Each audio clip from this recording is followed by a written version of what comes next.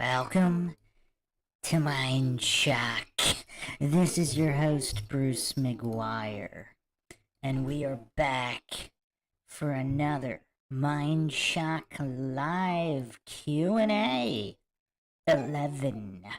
The order of the day today is dissecting the film The Glass House with Lily Sobieski, a thriller from way back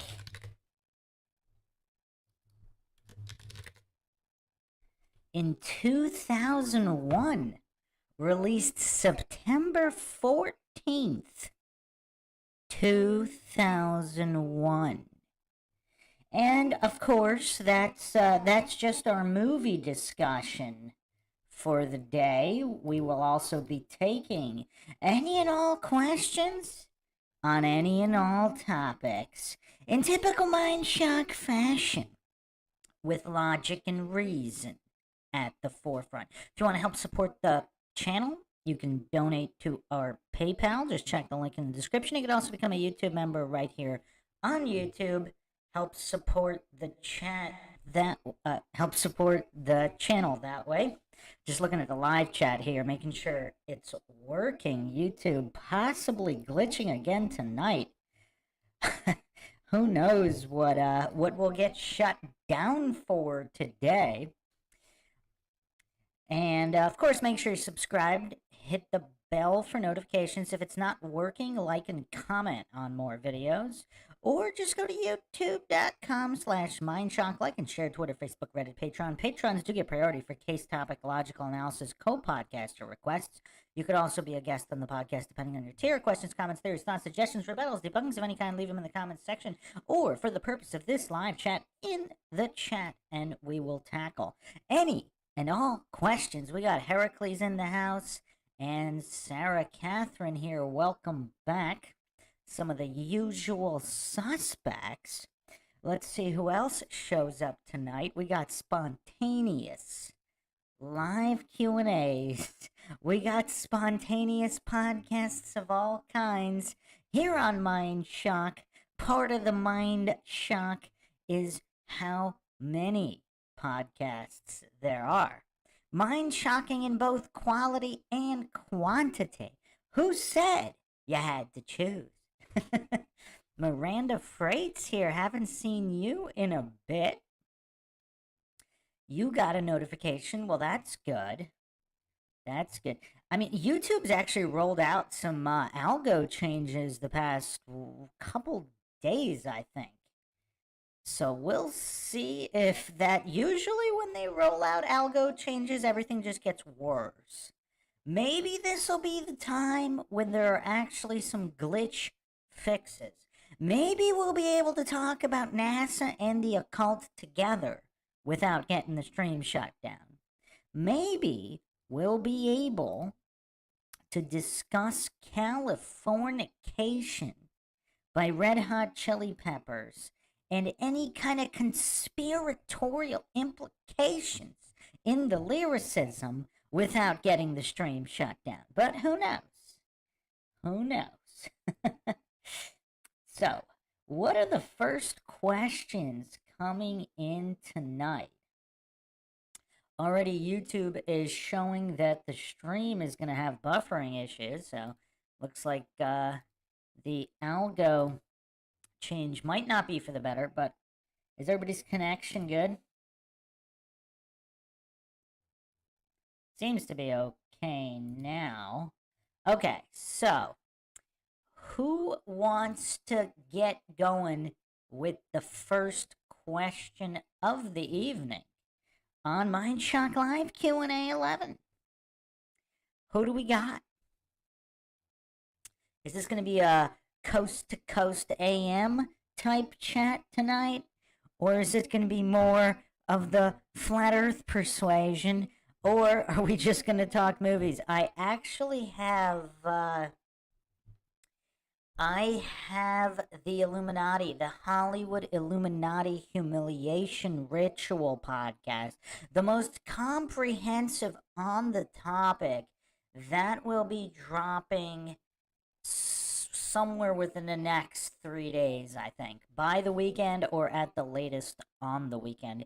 Sarah Catherine says, Bruce, will you keep us updated on your books? Yes, one of them is just pretty much done. I'm just figuring out the logistics of publishing.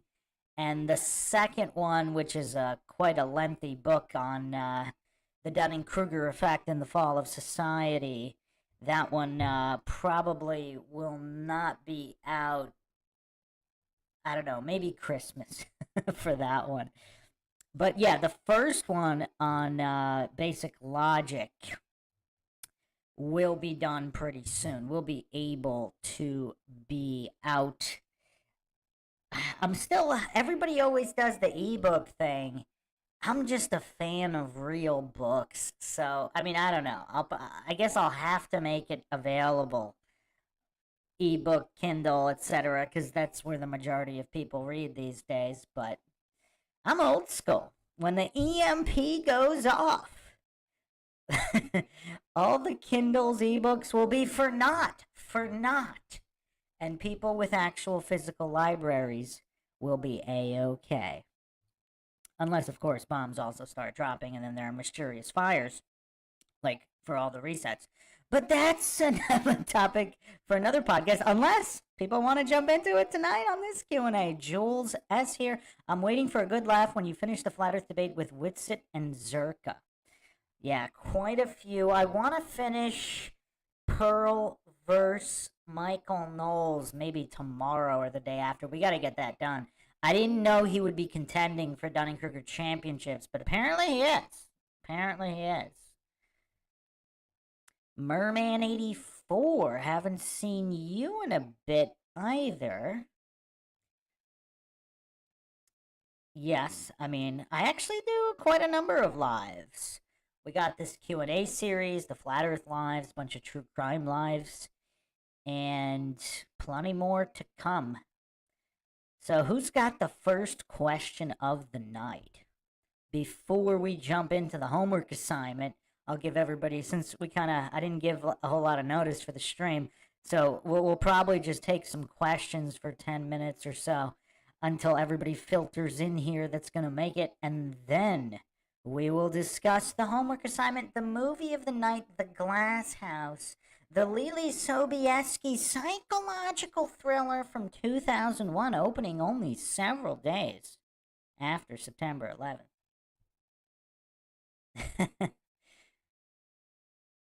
Heracles says here, Michael Knowles threw Candace overboard. He is her child's godfather. Okay. First of all, does that surprise anybody? I mean, this guy's an absolute snake. I actually thought he might have been a decent guy. I seem to have been mistaken from what we have uncovered, how he was just laughing diabolically at both the suffering of men and women in the red pill debate with Pearl's pretty disgusting. I mean, this guy seems to hate men and women and just revel in their suffering. It's crazy. And then, of course, his background with doing degenerate films in Hollywood, short films, student films, whatever. And apparently he also cross-dresses. So, yeah, Michael Knowles, quite the weirdo.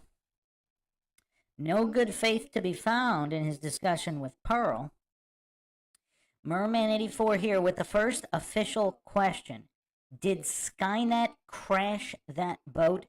Talks amongst yourselves. Oh, do we really want to get into that? If we get at least 3 people in the chat who want to discuss it, we'll discuss it. I mean, I aim to please, but, you know, if people want it, we'll do it. But if nobody wants to talk about it, we won't talk about it. So we need at least 3 people to dive into the cargo ship in Baltimore.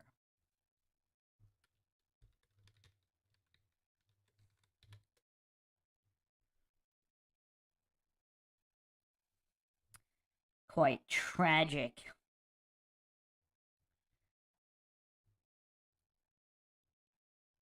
Merman84 says, it's that or dinosaurs. Wow.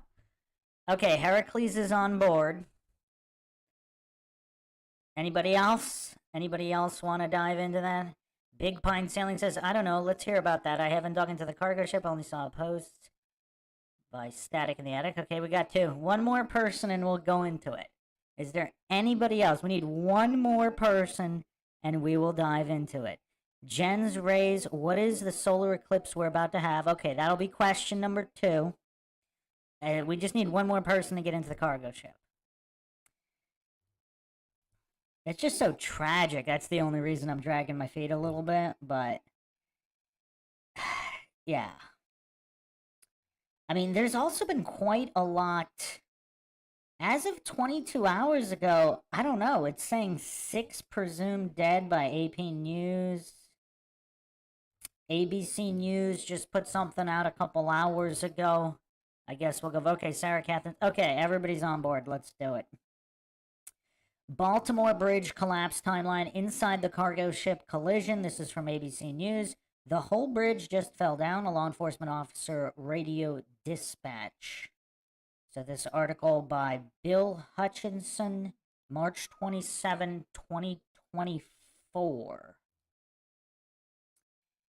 Just after midnight on Tuesday, the fully loaded container ship Dolly, okay, if we're going to be getting into the symbolism, oh man, lifted anchor and prepared to depart the port of Baltimore with 23 crew members aboard, destined for Sri Lanka, nearly 9,000 miles away. Well, at least it wasn't going somewhere 666 miles away. That's a plus. There was no apparent indication of the catastrophe awaiting the vessel. Authorities said the bridge was undergoing maintenance at the time and that one lane in each direction remained open. Well, that's good. I'm assuming that's what prevented mass casualties. Here's how the incident unfolded. 1 a.m., the 984-foot-long Singapore-flagged cargo ship pulls out of its berth at Dundalk Marine Terminal, southeast of downtown Baltimore, and begins to head up the Patapsco River toward the Francis Scott Key Bridge, according to the vessel's tracking data.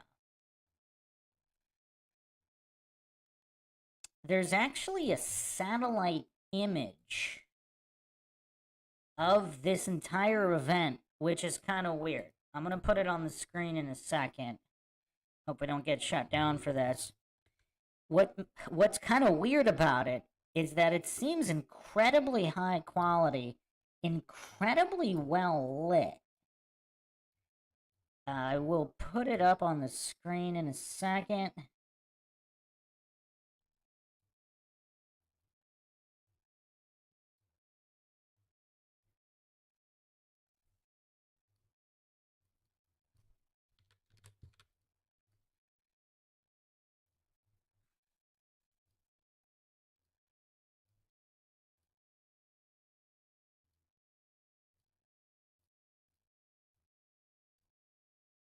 So, who believes this is a real satellite image? I guess we'll start with that. Who believes this is a legitimate satellite image? I mean, wow. You could see cable lines. You could see debris. I mean, the level of detail here. I mean, if they have this level of detail over almost every inch of the earth, why aren't they not solving all these cases, missing persons? I mean, they could literally solve just about every single true crime case ever if they have every single or almost every single inch monitored. Yeah, Merman84 said aerial footage, not sure about satellite. So, I mean, well, what are we alleging? So it's a Satelloon, or is it a plane that just happened to be flying by? Or are there just literally millions of drones? Drones aren't that expensive for governments with trillion-dollar budgets. So with trillions of dollars in black budget, is it possible there are stealth drones, like literally millions of them, just always up in the air taking high-resolution photos and videos? Because it's, you know, it's not like they're that, a single drone might not be that expensive. So with a $1 trillion black budget, I mean, maybe. Yeah, maybe. Use Your Illusion says legitimate, no way. I mean, it could be a drone.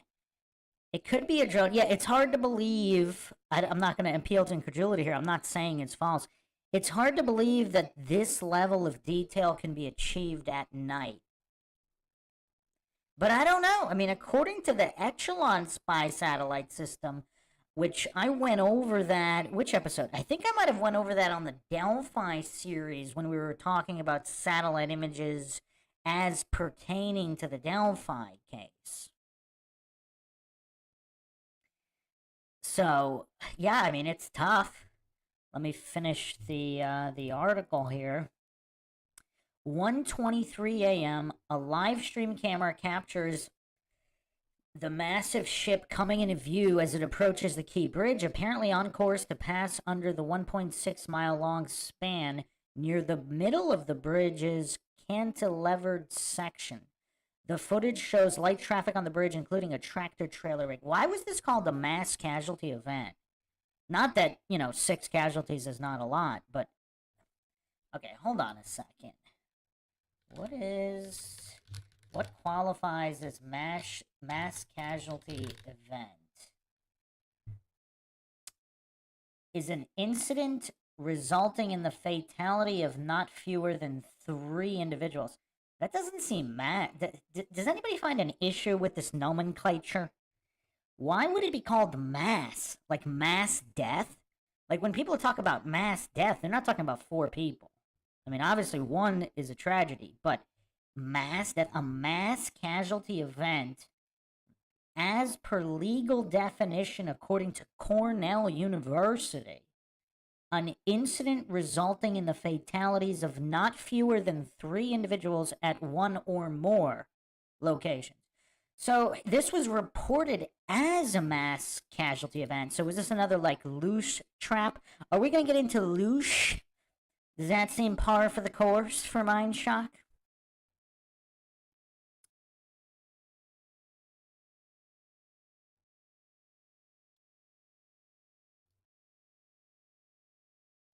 So 1:24 a.m., the live stream camera shows the cargo ship's lights suddenly going off, then coming back on.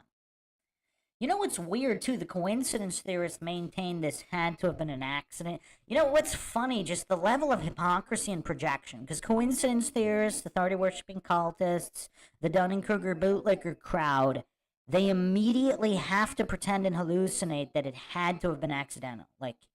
And they chastise the conspiracy theorists for simply questioning an event, an unusual event. This doesn't happen every day.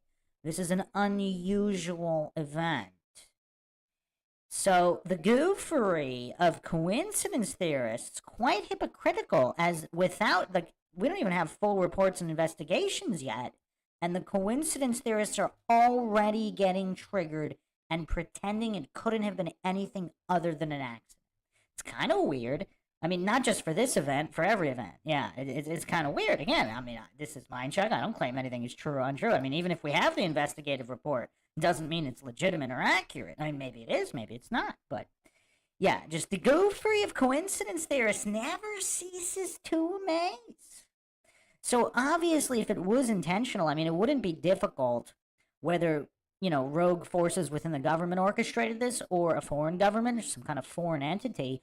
If they have even basic technology at this point to, a micro EMP or to hack an electrical system, I mean, to think that that's out of the question in 2024, I mean, that's just weird. I mean, what kind of goofery is that to hallucinate that it's out of the question? Now, I'm not alleging that that's what happened, but to hallucinate that it's an impossibility, that's kind of weird. That's just kind of weird. Yeah, I'm going to get into that, Miranda, what the crew members said and what it was carrying. I'm just going to finish the initial report here. The 1:26 a.m., the dolly appears to lose its lights again as it drifts slightly to the right in the direction of one of the bridge's main center columns, supporting the arched steel trestles of the span. That's kind of coincidental. So it's not going to hit the support. Then the power goes off and on, and then all of a sudden it's veering towards the support. Again, maybe it is a freak accident. I'm not saying it's not. But to hallucinate that there's not a coincidence and anomaly stack being built here, I mean, that's kind of weird. I don't really want to show the video just in case. Like, I don't want to. I never show any videos of any kind of casualties. This is supposedly high altitude satellite right at the initial impact. Unknown if there were casualties at that point. There's a video from right on the bridge. It appears that during the impact, I don't know if there were any cars right in the area of the impact. Pinto Sack, welcome. You said you just did a bicep workout that would make Steven Seagal proud. Come on, are you working on that keg pack? I mean, Seagal's got quite the gut. If you want to build that kind of gut, like, you gotta put in the hours. You gotta put in the hours. Okay, so so at 1:26 a.m. Okay, so the lights loses the lights again, then drifts in the direction of the bridge's main center column, supporting the arch steel trusses of the span. So here's the other thing. If this was a targeted attack, what would it look like? Would it look like this, where they cut the power and then all of a sudden steer towards the center column? Because if you want to take down the bridge, I mean, it would appear that that's what it would happen. Now, obviously, if it's a freak accident, I mean, anything can happen in a freak accident. That's what makes it a freak accident.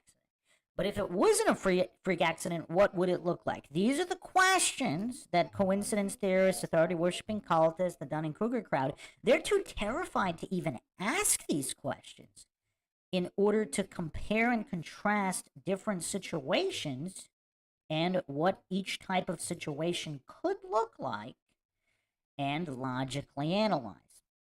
At the time, vehicles can be seen still crossing the bridge. Maryland Governor Wes Moore said about this. So this governor, too. Oh, no, it was the mayor. I think the mayor was the guy that looks like a teenager. Maryland Governor Wes Moore said that about this time, a mayday call was made from the vessel, giving transportation officials just enough time to order a halt to traffic approaching both ends of the bridge, likely saving lives. So is this like, because, okay, regardless of what you think happened at 9/11, did it appear that there was a concerted effort to prevent casualties? Like, for example, close to 50% of the working population not showing up that day. Same thing at Columbine. You have about approximately 50% of the school missing that day. So even during orchestrated events, freak accidents or not, even orchestrated events, it seems like there's always a concerted effort to minimize casualties. I mean, that's a curiosity. That's a curiosity, because you would think if it, they wanted to kill as many people as possible, but I don't know. Because in all of these events, we have information pointing to very deliberate, concerted efforts being made to minimize casualties. 1:27 a.m., Maryland Transportation Unit dispatchers call local law enforcement units, informing them to hold traffic at the south and north ends of the bridge, saying there's a ship approaching it that lost their steering. According to the recording of the dispatch from broadcastify.com, the live stream camera shows the cargo ship lights suddenly going off as the vessel appears to drift to the right in the direction of one of the main center columns supporting the arch steel trestles of the span.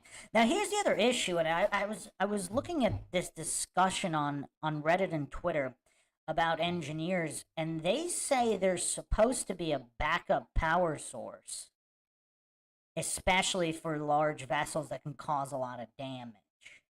So, obviously, until there's a full investigative report, and even then we might not really know, but what happened to the backup power?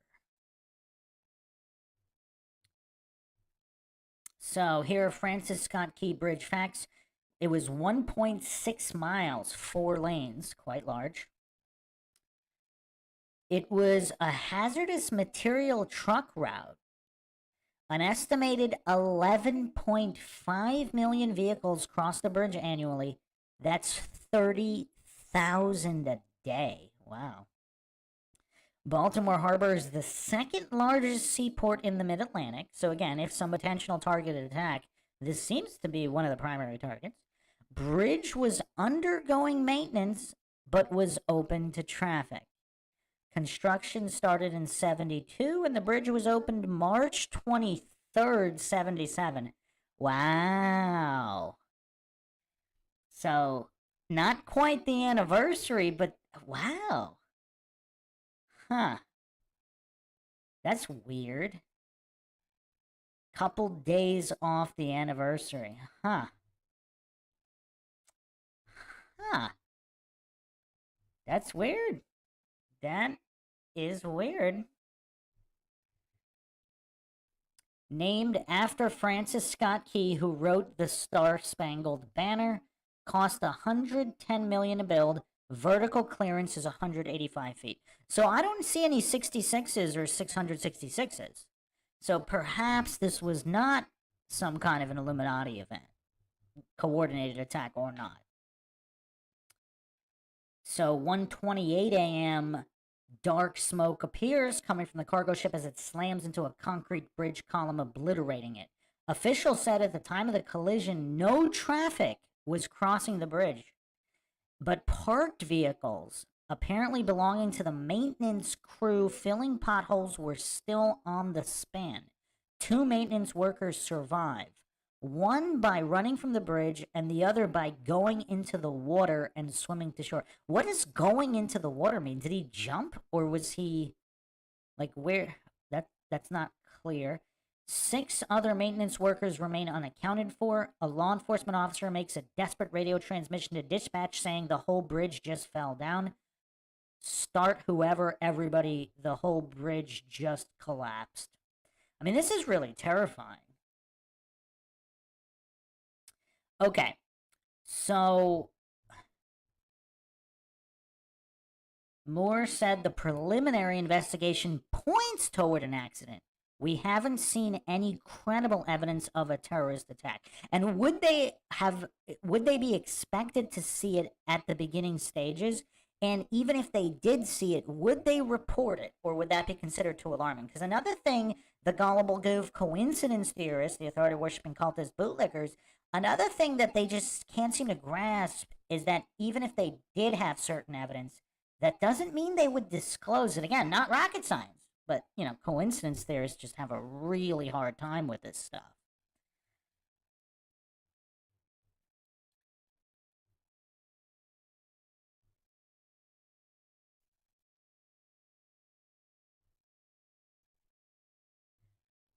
So, yeah, let's see.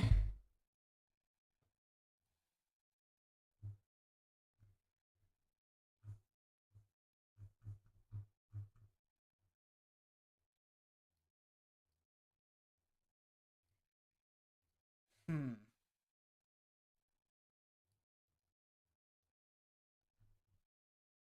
Hmm.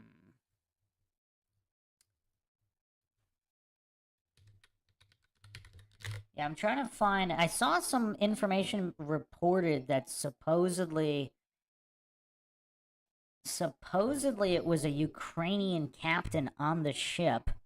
It's like a Singapore ship going to Sri Lanka with a Ukrainian captain, supposedly. I don't know if that's verified.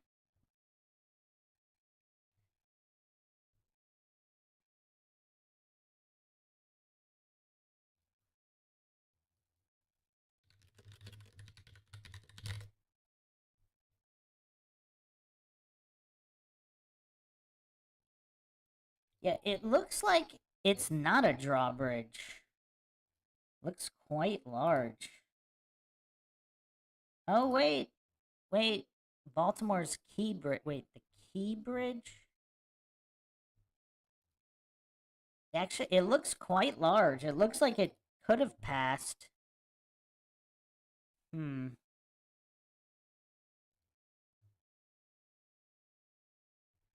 So apparently it lost power, then issued a mayday, which prevented for any kind of traffic.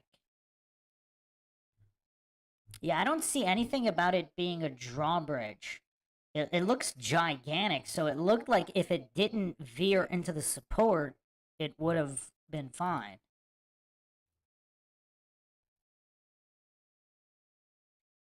Yeah, let me see.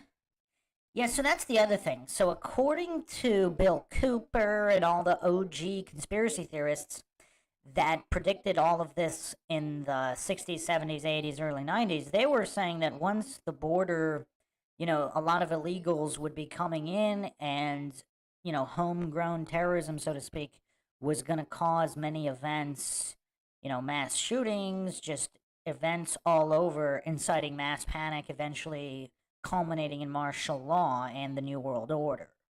So is this the beginning of that, or ongoing, depending on how you want to count incidents? I don't know. I mean, I guess it could have been an accident. I'm curious to know about the backup power situation because, again, we're in 2024. This is not a ship from hundreds of years ago. This is they accounted for these types of situations of a loss of power. Now, supposedly from engineers and people who pilot these ships, that drift upon loss of power does happen. But what about the backup power, though? It's also awfully convenient that the drift was right in the direction of the support column. That's kind of convenient. I mean, why wouldn't it drift not into the support column and not bring the bridge down?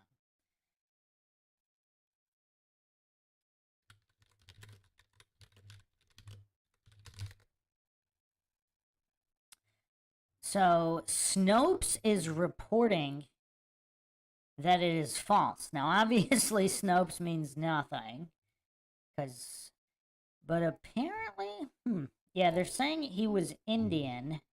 AP News. They're not. Let's see. Man is listed. Okay, so there is a Ukrainian man who's listed on a maritime jobs database as a captain for the ship, the Dolly. So he is listed on balticshipping.com. So, but apparently this was in 2016. So that information was not just made up from nothing. So there is one, but supposedly it's from 2016. According to AP News, the Dolly's captain and crew are all Indian.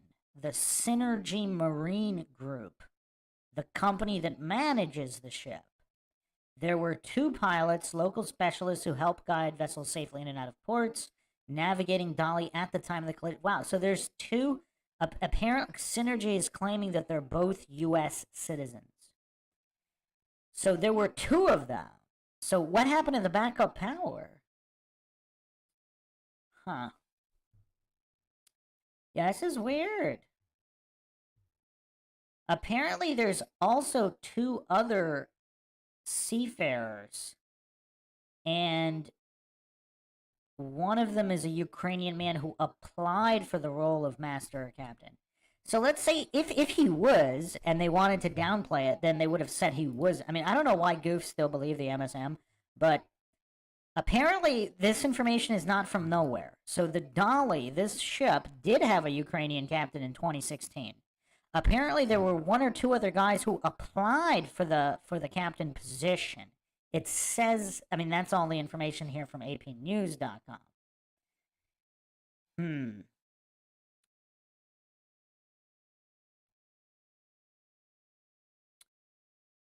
Huh. So the Dolly has a history of being captained by Ukrainian men. I mean, we could say that.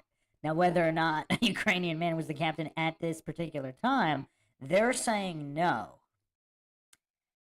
So, what's also curious is there appear to be multiple Ukrainians trying to get positions for captains. Does that mean something on its own as well? Is that usual? I mean, are there usually a lot of Ukrainian cargo ship captains? I mean, I'm not aware of that. Is that just like a popular job for Ukrainians? Like even before the war? I mean, that's the pertinent information here.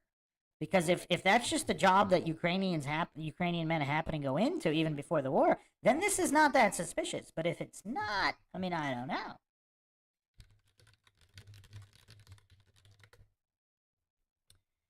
So it apparently It was carrying 56 containers of hazardous materials.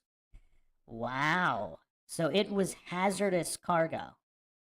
It was not innocuous cargo.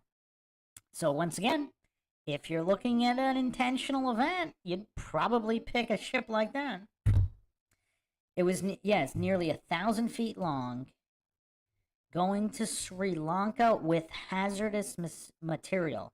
It's a Singapore flagged cargo ship, and it was carrying hazardous material. So who knows about the contamination as well? Yeah, that's weird.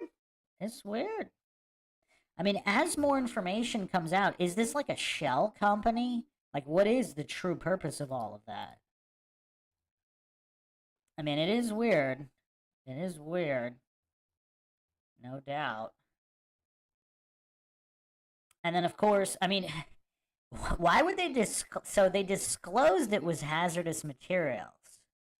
So that's I mean, I guess if you don't disclose and you get caught, that's a problem. But if you disclose, you have all the proper licensing. I mean, Singapore, isn't Singapore home to the most millionaires? Let me double check that.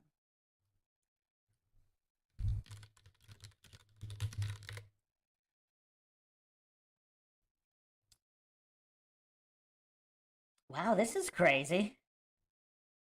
Huh.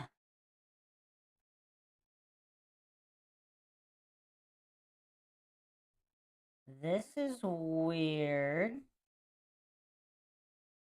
So in 2021, there were 44.2 thousand ultra high net individuals residing in Singapore.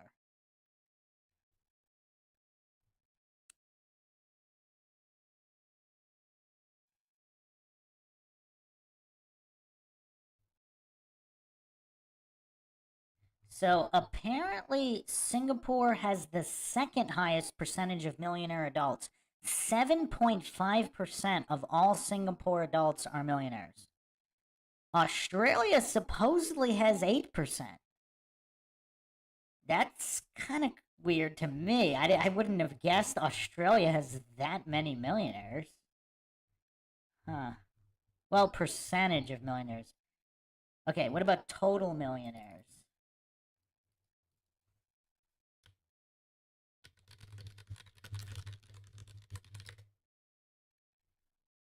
China. Well, they kind of. Oh well, actually, it's the U.S. U.S. has 24.5 million millionaires.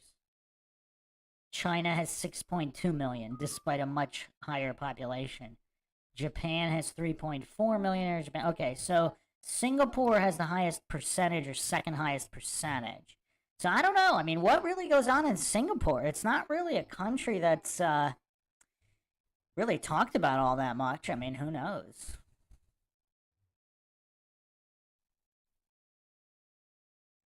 Baltimore, Maryland is the bridge. Not incredibly far from DC. I mean, regionally, obviously, it's not right next to DC. Yeah, it was the second largest port on the eastern seaboard, so it was primary target for something. I mean, that actually, yeah, for economic damage. I mean, and even if these were, yeah, it's weird. I mean, has anybody seen the movie, the Point Break remake? I actually kind of liked it. Maybe I'm the only person who liked it. Maybe we should make that required viewing for next time. So the Point Break remake, like, they don't hurt people, so they want to do economic damage. Perhaps an organization that wants to do economic damage would target a bridge when there was extremely low traffic or no traffic, because they want to take out the port. They don't necessarily want to murder people.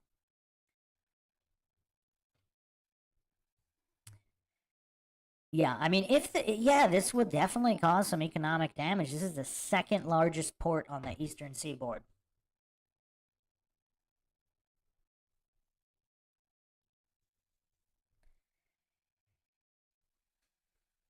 I think I might be the only person that likes the remake more than the original. Maybe. I've never heard anybody else say that. I really enjoyed the remake. A lot. I don't know why. I'm not claiming it's a good movie. I'm just saying I really liked it. And I don't even really know why. That's the other thing. Like, I don't know. It had a cool vibe. I don't know. Hey, Dave Scott. All right. So, wow, we have some listeners here that were in Maryland recently.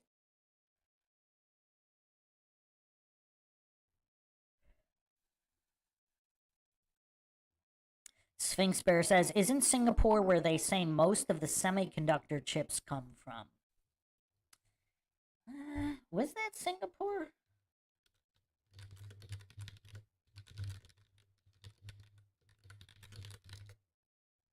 No, that's Taiwan. Taiwan, which also has a lot of millionaires by percentage. Not as much as Singapore, but it's close. So yeah, who knows what's going on in Singapore? I mean, it's kind of a mysterious place. I mean, you don't really hear it talked about as pretty much all the other countries in Southeast Asia seem to be more popular than Singapore. I mean, everybody knows Thailand, Vietnam, even Cambodia. I mean, for good reasons or not. But yeah, I mean, even Laos. I mean, Singapore, just Malaysia's even, like, I've heard Malaysia being mentioned in a lot of places, but not really Singapore. And how many movies even take place in Singapore? Singapore seems to be really under the radar. And if it's got that high percentage of millionaires, I mean, is there something going on in Singapore we don't know about? Oh, wow. Shifty Eyes Shady with the Mothman reference. Justin Johnson in here, 33 watching, Illuminati confirmed. Smash the like button. Yeah, part of the reason I think notifications might also be related to the likes, possibly. I don't know. Miranda says there's usually something going on in an area with many millionaires. Yeah. All right, who's ready to discuss the homework assignment, the glass house? Oh, wait, we have one more question that I said we would tackle after the bridge. I forgot what it was. Let's see.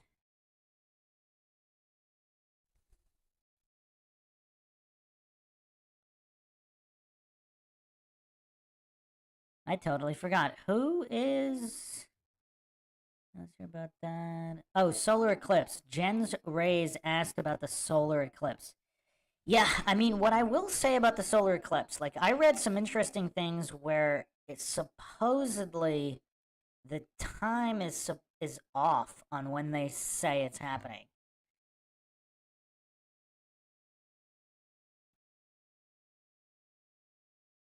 Awesome Town Matt, did you just get in here? I just did the recap of the timeline. Apparently, this ship, a Singapore company ship, the Dolly. Oh, we forgot to go into the etymology. Let's go into the etymology of Dolly. So, the...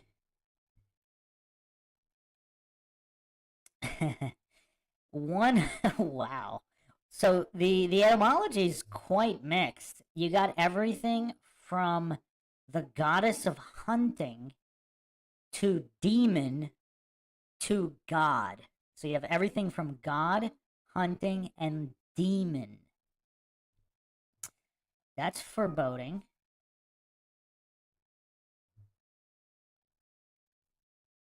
That's definitely foreboding.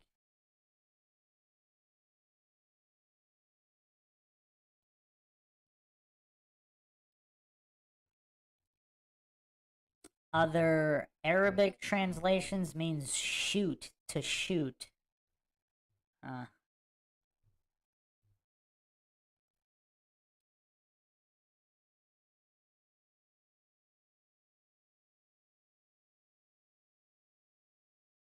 mean, it's all over the place. It's a very generic name with a lot of crossover. But yeah, demon is one of them. I mean, that's weird.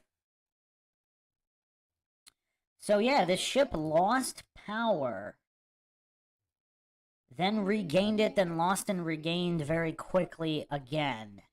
Which is weird, because what was going on with the backup power, and supposedly it just so happened to veer into a support.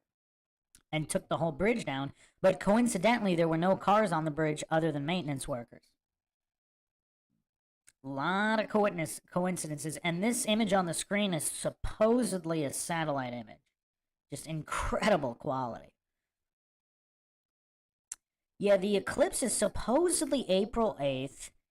And it's I mean, this is rough because supposedly it's the path of it is quite interesting. I don't want to do too much of a deep dive on it just because there's so much to go into. I mean, that's easily, a multi-hour stream. But it might cause, some people believe that it could be part of an entire collapse. Some people believe that this is the reset. There's going to be a lot of unrest, not just on the ground, but in the sky. Some people believe that, Project Bluebeam is going to be unleashed. There's a lot. I mean, the disclosure propaganda has been rolling for the past few years. Even government sources talking about UAPs. They just switched it from UFO to UAP. Kind of how they switch chemtrails to geoengineering, So, yeah, it's all pretty weird. Well, supposedly they did issue a mayday, so they actually blocked traffic, but most of the lanes, or at least half the lanes, were closed anyway for construction. So, all right, so let's talk. Brent Abel said no one puts Swayze in the corner. What? What does Swayze have to do with anything? Oh, Miranda wants to talk P. Diddy. Oh, man. I think it'd be easier to get into him in the Illuminati Humiliation Ritual podcast.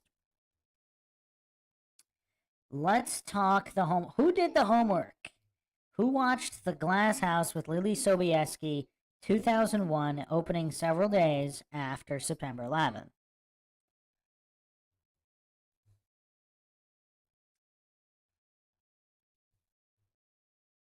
Come on, people. You a bunch of slackers. You had so much time to do the homework. I believe I issued the homework at least 2 weeks ago because we did the next 3 movies. We did The Game, then The Glass House, which we're going to go over right now, and then next time it's The Hidden, and perhaps we should do the remake of Point Break after that. Yeah, use your illusions. That's what I was reading too, that the sun isn't in the proper place. The sun and the moon are not going to be lined up like they should be. Correct. That's what I read as well. Yes, Sphinx Bear, were you not on the last Q&A? We talked The Game on the last Q&A. Use your illusions. You missed the homework assignment? You slacker. Oh, wow. Shifty Eyes Shady says, I have seen that film many times. Are you referring to The Game or The Glass House? The Glass House, I had actually only seen it twice. I had watched it once right at the time of the release. I think I didn't watch it in the theater. I watched it when it first came out on VHS, Video Home System. One of the greatest formats in the history of formats. Some people like Betamax, but VHS was still pretty cool, especially SVHS. And then they were rolling out the high-def VHS when the format switches were happening. So, The Glass House. What did everybody think of this movie? The reason I mention it is because it is such a solid psychological thriller.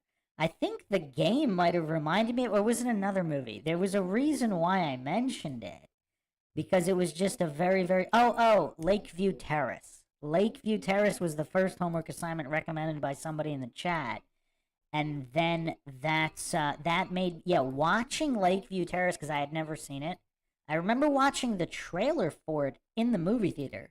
But I had never actually seen the movie until a couple weeks ago when a listener recommended it. And I was watching it, and Lakeview Terrace had a lot of problems. The setup was great. The first half was really great. But I think they squandered a lot of the setup. It could have been a lot better. All the pieces were there. So let's talk Glass House. Yeah, let me go over the plot here. Which, by the way, like Lily Sobieski never really, never really made it like at a super high level. She was really so, which is strange because I mean, this is mine. Everybody know the Lily Sobieski story, or no?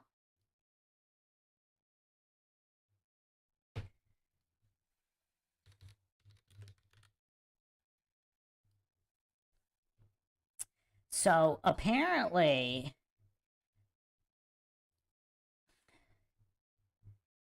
I mean, it was really shady, the whole Lily Sobieski situation, because she was an Eyes Wide Shut 1999. I believe she was only 17 years old in the movie. And apparently Kubrick put her in the role of the unclothed people walking around during the rituals. And she was 17 at that time.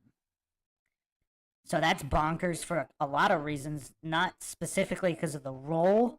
Oh, yes, because of the role, but also because of all of the activity going on around her in those scenes, which is really bizarre. So you got Tom Cruise, Nicole Kidman with her, I mean, the two of them, whoa, with their backgrounds, Illuminati connections, Kubrick himself, and then they're putting this teenager in this situation. Obviously, I'm not gonna put any, I mean, I could put something on screen from not that scene.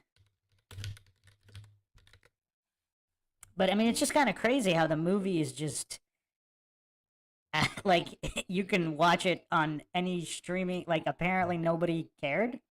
That's that's kind of weird to me. I mean, call me crazy, but that seems kind of weird to me.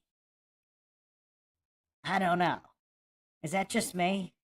Like nobody bats an eye. And you know what's kind of weird? Okay, let's say nobody batted an eye at the time it was made, but why is nobody seems to care now either? So obviously I'm not going to put up the images from, all those scenes, the orgy scenes and all that, but she's in them. She's one of the unclothed people walking around. All of these adults include you know does anybody find that, like, am I the only person that found that weird? And nobody talks about it either. Like, I didn't know this until way after, after my deep dives into the Illuminati in Hollywood many years after the movie was made, because who would have actually thought that? I mean, she looks like she could easily be 20 there, so it's not like it would raise an alarm immediately. But once you double check and find out, like Eyes Wide Shut is a very popular movie. I mean, everybody, like, I mean, all conspiracy theorists have seen it. It was popular even among non-conspiracy theorists. I mean, Stanley Kubrick, his final film. I mean, it was all over the world in film festivals. Like, literally everybody saw the movie. Nobody double checked her age. Like, that's kind of weird. I mean, aren't there, I mean, there's all sorts of releases that need to be signed. I mean, was she an emancipated minor or something? Let me look up her background because it was kind of weird. So from Illuminati humiliation ritual standpoint, you would think she would have made it really big after that movie. I mean, she definitely got elevated, but not I don't know if she ever really officially became an A-lister.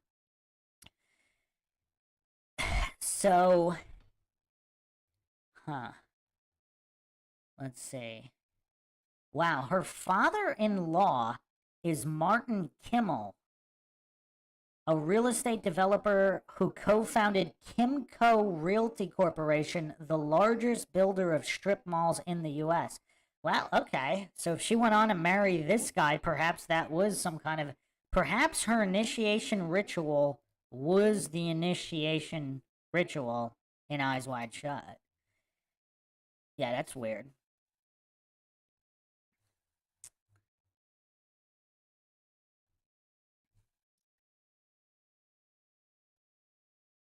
Oh yeah, she was also in Joyride with Paul Walker.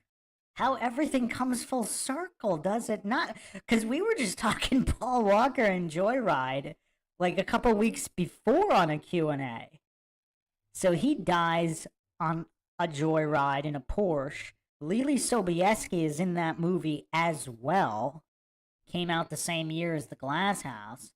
Then she's in Kubrick's Illuminati opus, Eyes Wide Shut, with Tom Cruise and Nicole Kidman, with her father and ties to the Illuminati. She ends up marrying the largest strip mall real estate mogul, real estate developer. She also auditioned for Claudia in Interview with the Vampire, another Tom Cruise movie, 94.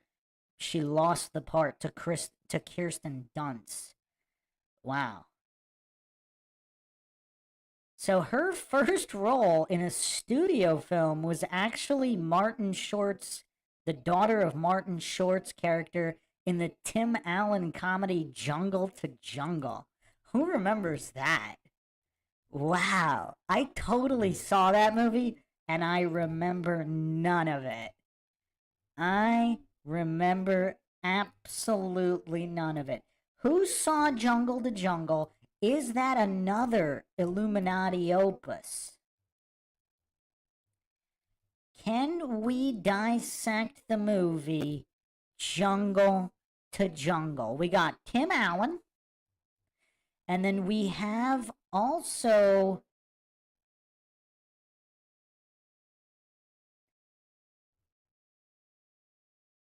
wait a second. Jungle to Jungle. I know I saw this movie. Huh. Why do I remember absolutely nothing of this movie? Sam Huntington is in it?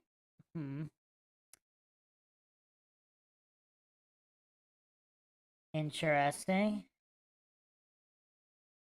Lily Sobieski's in it as well. Huh.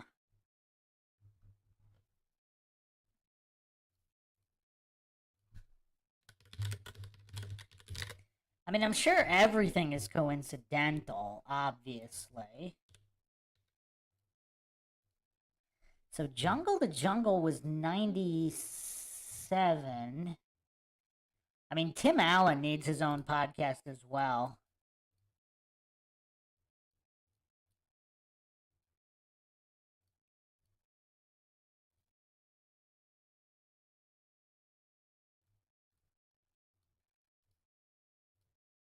Okay, so nobody remembers Jungle to Jungle in here? Miranda says she remembers it a little bit. Oh, Awesome Town Matt bringing up Interview with a Vampire. Interview with the Vampire, Mandela Effect. Indeed. Indeed it is. I spent more time than I would like to admit on just that, but save that for the Mandela Effect podcast. So, no, what was weird to me, because, yeah, I mean, so Use Your Illusion said, having her appearance in the movie as she did, could it be a way to demoralize people that know and not say anything? So here's the thing, like with fashion models and stuff, they walk the runway, like they're pretty confident, so I don't know yet if it was just a modeling thing. Obviously, I'll be going over this in the Hollywood humiliation ritual. It's not like they had her partake in like the orgy sections, even though they were going on around her. That might have been a lot more crazy, but still, it depends. That's the end. I'll be going over this in the Hollywood Humiliation Ritual podcast, because there's a clear difference between, like, you know, French art movies. You know, there was a lot of weird movies like that. I don't believe those are Illuminati humiliation rituals, because a lot of those actors and actresses, they never really go on to any kind of fame and fortune, and it really seems like they're doing it for the art and they're not being humiliated. Where there seems to be quite a big difference in certain Hollywood movies where it looks like it's specifically humiliation ritual going back to like Illuminati Freemasonry. I'll be going over that this weekend on the big deep dive on Hollywood humiliation rituals. I didn't even have that podcast planned when I was talking about the Glass House. It's just another coincidence that Lily Sobieski is in the Glass House. She was also in Joyride with Paul Walker, and she's in this Tim Allen movie, Jungle to Jungle. This is before her major rise to fame. So it seems like, so she had these major roles, and then in Eyes Wide Shut, she has a very minor role and has to appear unclothed in this ritual scene, which was kind of crazy. I mean, I don't know. Is her real birth date actually her birth date? So it says here, so she was born in 83, 93. Wait. 93. Wait, no way. She was 16? She was 16 or 17 in that scene. Definitely not 18. So, the wiki, okay.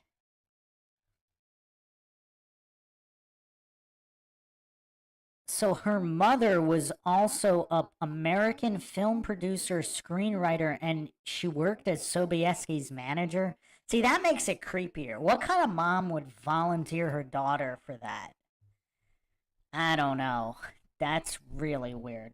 Unless she was already like a runway model or like an art model, all this other stuff where it was no big, particular in Europe where it's like not really that big of a deal, because then it's technically might not be a humiliation ritual. But in the US, it's not real, like it's weird. It's definitely weird.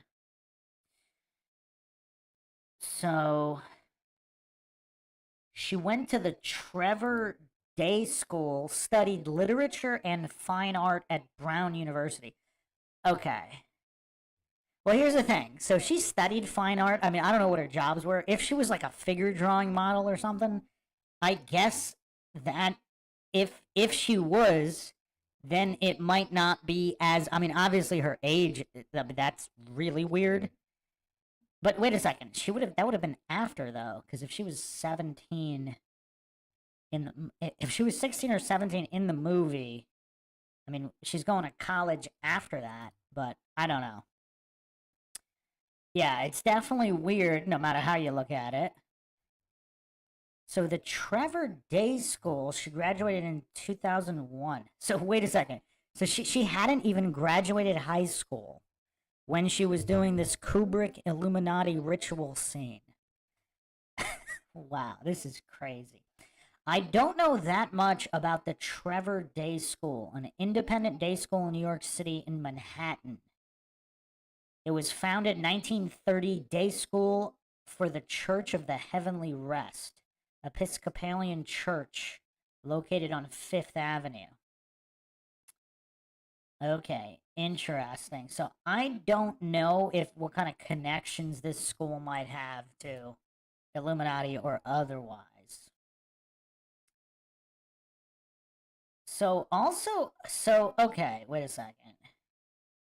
So apparently, her first really big movie was Deep Impact. I don't remember her character in that movie. That was 1998. The Meteor movie, Deep Impact. Huh. I don't remember that she was in that. But then she was in A Soldier's Daughter Never Cries. This makes it weirder, though. Because, so she's been in all these movies. Like A Soldier's Daughter Never Cries. This looks like a indie movie. This looks like some kind of indie movie. Chris Christopherson. So she's already got this acclaim. Like, isn't this backwards? Don't actresses usually do like B movies or these roles have to do like, these kind of gratuitous type scenes before they get famous? So she's already kind of big, and Kubrick just reaches out to her mom and says, by the way, we need to have your teenage daughter in this like orgy scene. Oh, okay, let's do it. Like, how do you think that conversation went down? And why would she want to do it? It's kind of also weird too, because if she's already it seems like she's already established. Yeah, this is kind of weird. This is really weird. Because she was already getting established, not just in general for like Deep Impact, these big blockbuster movies, but apparently in A Soldier's Daughter. It's like I haven't seen this. It's like a highly acclaimed indie drama. Like, so she's got critical acclaim. She's also got huge budget blockbusters. Deep Impact did 349 million worldwide. Why? So she just wants to work with Kubrick that bad that they're willing to just throw her into this orgy scene, like, randomly, when she's a teenager and hadn't graduated high school, and her mom was just like, oh, okay, let's do it. That's just really weird. I don't know. You know, she also got an Emmy nomination for Joan of Arc, the TV movie, 99. I think I saw that, maybe? So this is the same year that Eyes Wide Shut comes out. So what was the reason for her to do this tiny little role in Eyes Wide Shut? Was that really maybe it was an Illuminati humiliation ritual. I don't know. Because then she gets another big lead the following year in 2000. Here on Earth with Josh Hartnett and Chris Klein. I haven't seen that movie. She received a Teen Choice Award nomination and a second Golden Globe nomination in the 2001 TV film Uprising. So I guess her movie career really did pick up after. But then again, how do we know it wouldn't have when she was already in Deep Impact? She was already getting critical acclaim in A Soldier's Daughter. So how do we really know? It's just, the thing is, with Eyes Wide Shut, the coincidence theorists can't really say anything about that. Because even the most devout coincidence theorists, I mean, the movie is literally about secret societies. Like, for them to think that there's nothing to see here regarding Tom Cruise, Nicole Kidman, I mean, it's just really weird. Everybody's seen Eyes Wide Shut, right? Everybody knows what I'm talking about here?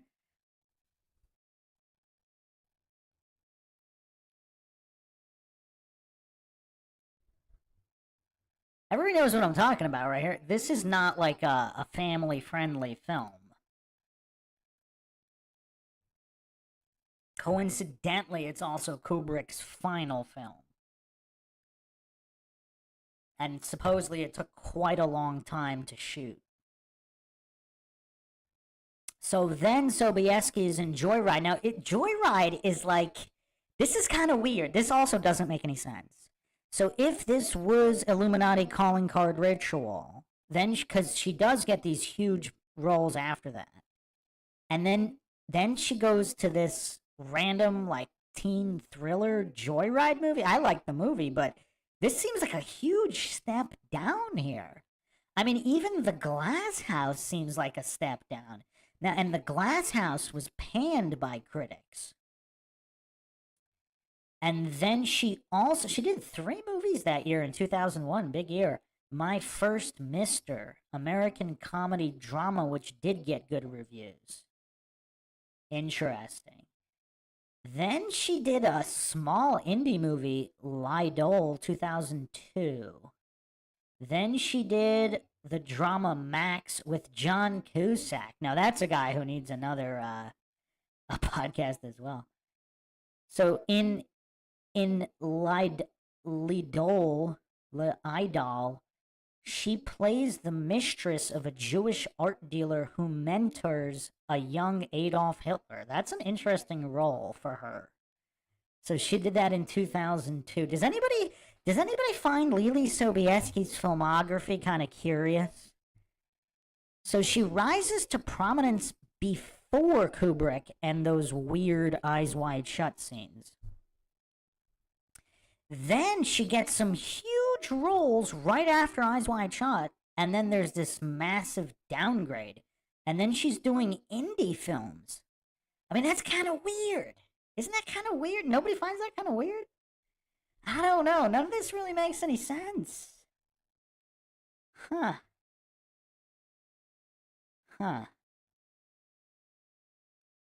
She was also in the Wicker Man remake with Nick Cage.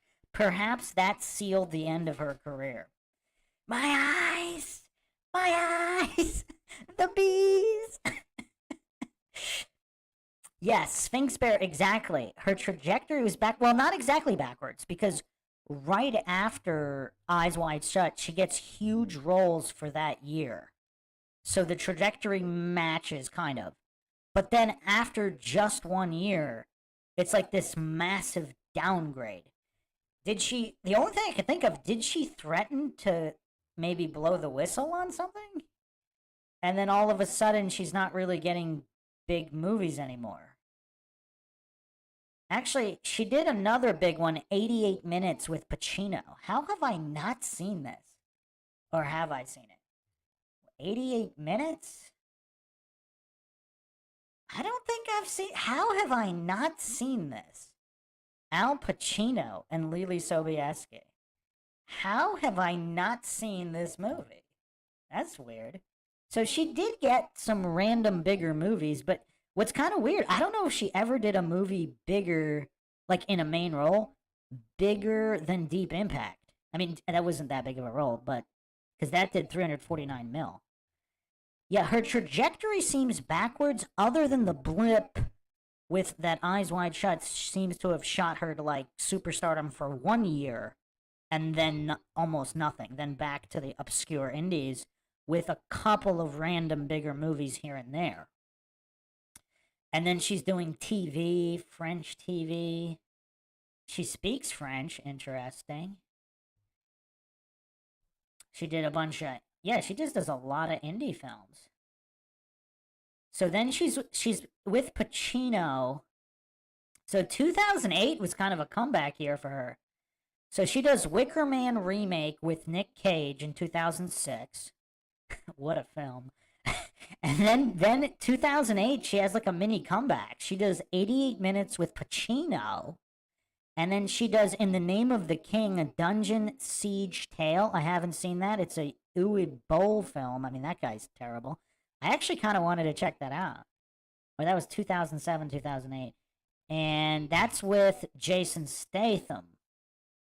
She actually received a Razzie Award nomination for Worst Supporting Actress for A Dungeon Siege Tale. Then she goes direct to video for Night Train 2009. Huh. And now she's back to doing small roles. So she does Public Enemies 2009, Michael Mann's movie. And she has a really small role. It must have been small, because I've seen that movie, and I don't remember her in it. This is Johnny Depp and Christian Bale. I do not even remember her in that movie. So she's going back to doing small roles. Then she's doing random TV appearances. Then she did Acts of Violence 2010. Did I see that? I might have seen that. I think that... Let me see if this is the movie I'm thinking of. Acts of Violence. Oh, no. No, I haven't actually. Okay. Huh. That looks pretty low budget. Yeah, then she's doing a bunch more indie movies and random TV appearances. And then she's basically retired. Yeah, she's been retired since 2012. I mean, this has to be one of the most bizarre movie careers ever. I mean, this is truly bizarre. Because she's already kind of big time before doing a random little role in Eyes Wide Shut, where she has to parade around unclothed as a teenager who didn't even graduate high school. And her mom is her manager, landing her that role. Supposedly. It says her mom is her manager. It doesn't say specifically for that film, but it doesn't list any other managers, so I don't know. And then 2012, she's retired completely. So apparently she became an artist. And she has exhibits in galleries. Interesting. Huh. Very interesting. She began dating him. Wait. Oh, okay. Yeah, she began dating. He's a fashion designer, Adam Kimmel. Now, who's the son of the largest strip mall developer in the US, Martin Kimmel. So she began dating him in 2009. That's pretty far removed from Eyes Wide Shut 99. So who knows if that's related. Huh.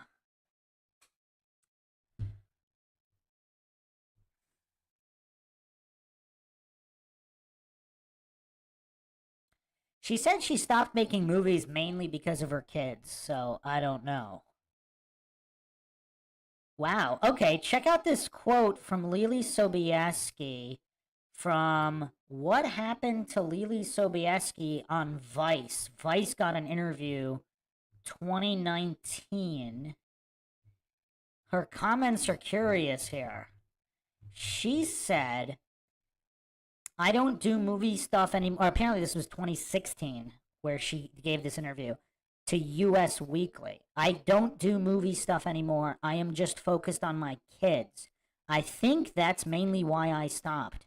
Also, 90% of acting roles involve so much sexual stuff with other people, and I don't want to do that. So that's kind of curious statement there because first of all, I don't think that's entirely true. There's still plenty of movies, you know, you got family movies and you do have thrillers that don't have I mean, obviously the majority of big studio movies and TV shows are just absolute filth now. But back in 2012 they weren't. There was still decent stuff out in 2012, 2013. I mean, now would be crazy. But yeah, this is really weird. I mean, I don't think she needed the money ever. Like, her parents were well off. I mean, I don't think she ever needed the money. And it seemed like she was already kind of big time before she even got into Eyes Wide Shut. Now, here's an interesting comment on working with Kubrick. So, in 1999, she did an interview. So, this is what she said about Tom Cruise. He was very kind and considerate with me. And she said her most vivid recollection of Kubrick, who died soon after filming finished, was that he, quote, genuinely seemed to hold something magic. Huh. This was from an interview, 24 Things in the Life of Lily Sobieski, Wound Magazine. Or is it Wound Magazine? I guess it's Wound Magazine, London. He holds something magic? What does that mean? So she was like 16, 17 shooting that movie. I don't know. I still think that whole Eyes Wide Shut situation is really weird.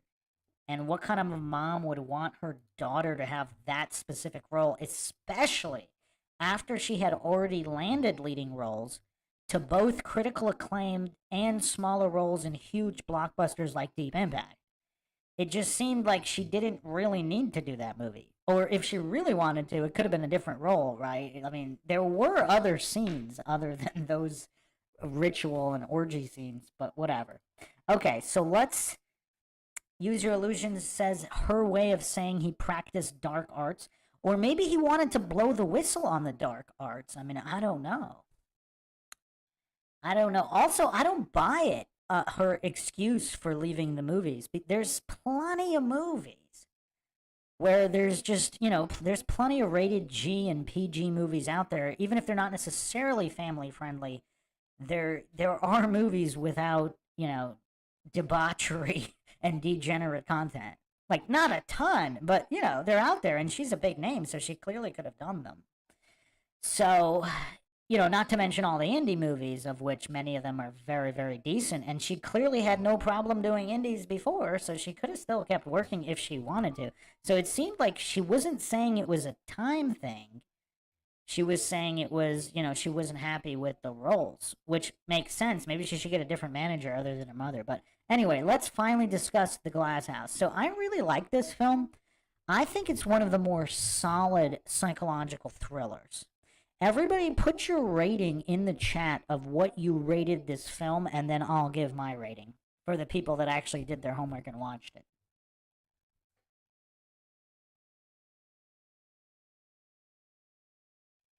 Shifty Eyes Shady said Lily was after the artistic aspect. It does kind of sort of make sense that she agreed to do that role in Eyes Wide Shut because of that, especially if she was studying art in college and stuff. It could maybe make sense.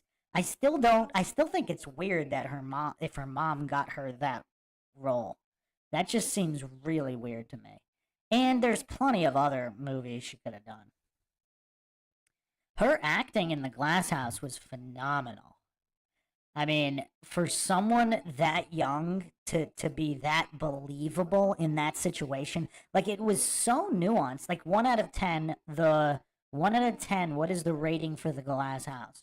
After everybody that actually watched it and did their homework puts in their rating, I will give mine.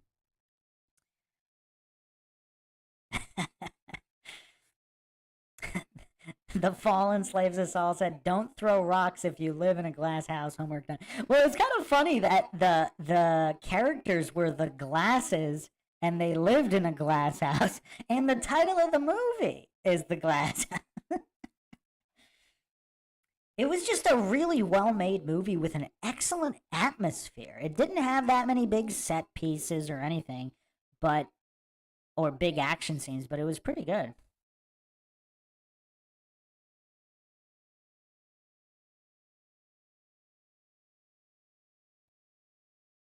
Justin Johnson rates The Glass House 6.66. It's not really an Illuminati movie. It really isn't. It really isn't. Even though she's coming off Eyes Wide Shut and Joan of Arc. Yeah, her career trajectory was a little weird. It would seem like this would be more of a starting actress's movie, not an actress that had already worked with Kubrick and done these huge blockbusters like Deep Impact, but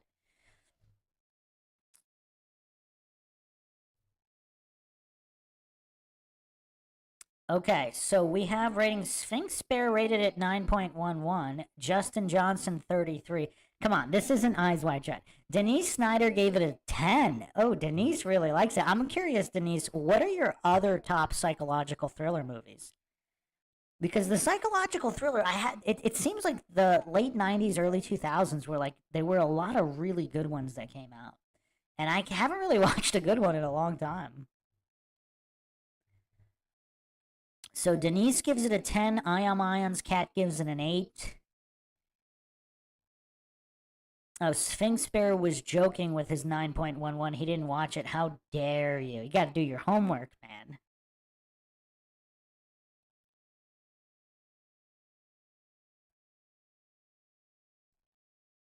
Use Your Illusion said perhaps she didn't want to sacrifice her firstborn. Retaliation against her mother. She has morals question. Very possible. Very possible.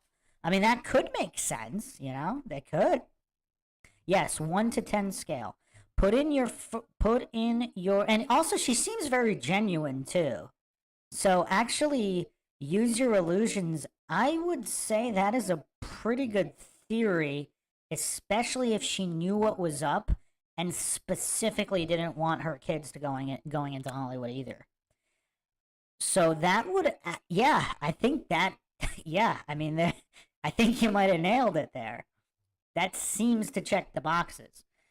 Also, I'm sure when she was that young, she didn't even really know what was going on in Hollywood in the first place. Denise says, I didn't really watch many movies until coming across your channel. Oh, wow. I mean, it's weird. You got to know what you're watching to not be caught by the propaganda. So when you're extremely young, it's like more important not to watch stuff. When you're older and you kind of know what's up and you understand the symbolism and all that, then you can pick more, not just more wholesome movies that might not be loaded with propaganda and symbolism, but you can also identify it and so it doesn't affect you. But when you're younger, it's kind of harder to do. I mean, obviously most of movies coming out nowadays are pretty trash. Yeah, I'm gonna have to give it a solid 8.5. I mean, it is, it's a solid movie. It is really solid. Now, what people don't know is that the original cut of the movie was actually close to 3 hours long. And there was an entire subplot at her new school with like a love interest and everything. I really would like to see that 3 hour cut because I don't think it's generous. The court, I was actually considering giving it a 9, but I need to see the 3 hour cut. The 3 hour cut might, I would not be surprised if it was a 9 or 9.5. I don't know if I've ever given it. I mean, I guess if we give Braveheart a 10, maybe Barry Lyndon a 10. I like Barry Lyndon with that's one of Kubrick's most underrated films, Barry Lyndon. Barry Lyndon is the movie where NASA gave him that lens so he could shoot in really low light conditions.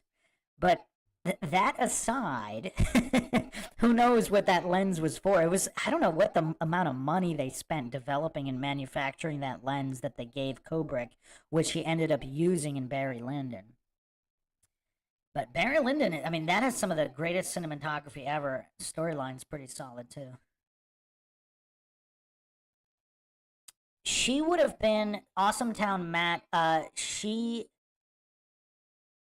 She would have been, I believe she was 17 in Eyes Wide Shut. She was definitely not 14 or 15. I suppose she could have been 16 depending on when the scenes were shot. Yeah, not just because she was one of the people walking around with just a mask on her face, but just because of what was going on around in the room. It was really weird. But she also apparently does like indie art. I mean, there's plenty of French movies that are very questionable. There's a lot of like 16-year-old actresses in a lot of those French movies. So, yeah, I mean, it's for a Hollywood movie, it's definitely kind of weird. It's kind of weird because, you could literally just go to the movie theater and watch the movie. I mean, she does look like she's 20, but that doesn't matter. That's just kind of weird. And nobody cared. What's even weirder is that nobody cared and nobody seems to care today. And I don't think she ever even commented on it.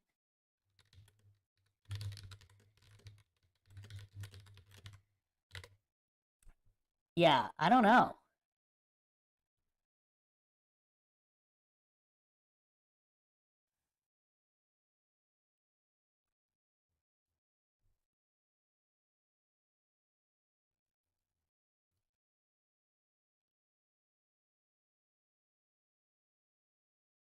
The other weird thing about Eyes Wide Shut is that, I mean, if it was like a confession film for Kubrick regarding satanic Illuminati stuff, because a lot of normies didn't know about any of that, and they might have, I guess they were probably thinking they were just watching pure fiction.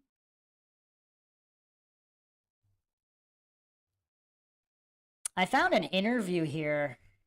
I guess we could watch this interview. She did an interview on The Tonight Show in 1999.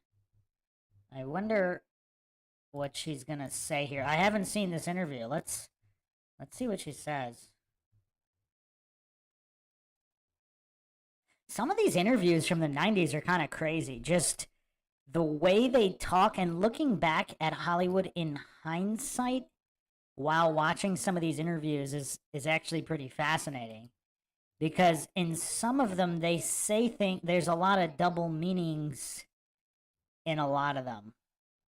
So let me put it up on the screen. I wonder if we're gonna get shut down.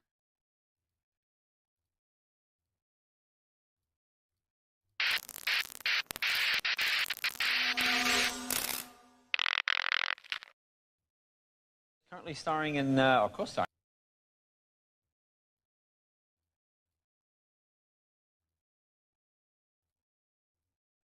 Excuse me, in Eyes Wide Shut. She just got an Emmy nomination for her work in the Joan of Arc miniseries. Only 17 years old. Wow. So she was already 17 at the time of this interview. I think I read somewhere that she was 17 when they filmed it. Yes, Kill the Bank, you are correct. There are multiple hours cut out of Eyes Wide Shut. Awesome Town Matt, they filmed, no, she would have been 17. Okay, look at her birthday. Her birthday is 1983.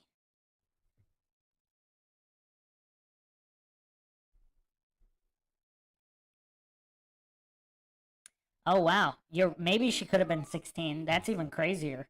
There's no way. I mean, that's just kind of bonkers. They're gonna let a 16, like, you wouldn't let a 16-year-old watch that scene being filmed, let alone be in it. I mean, this is really weird. Bright young woman, Lily Sobieski.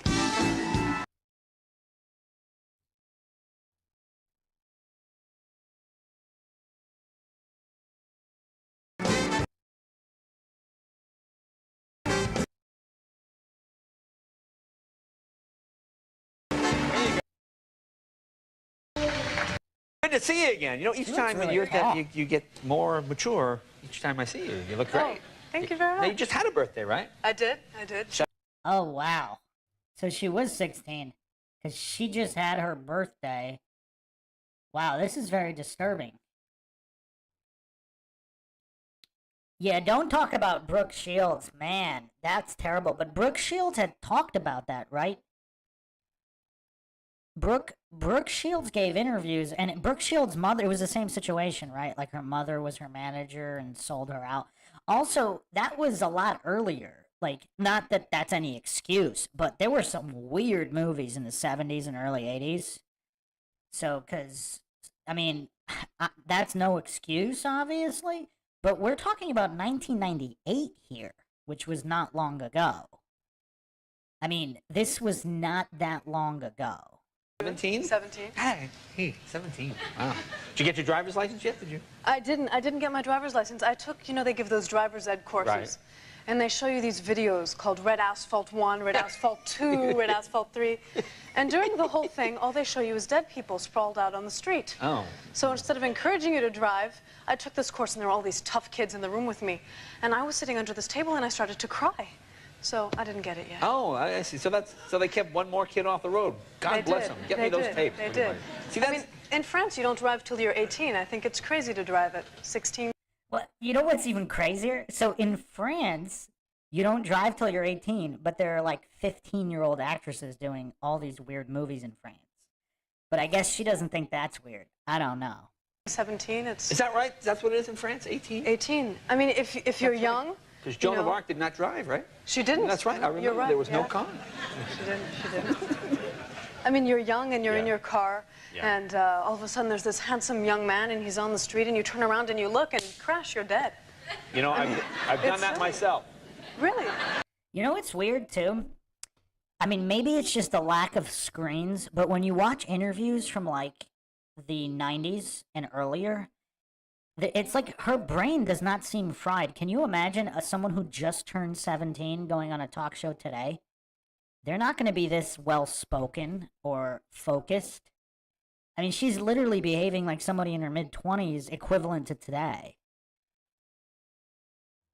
I think, yeah, her father's French, I believe, and she speaks French.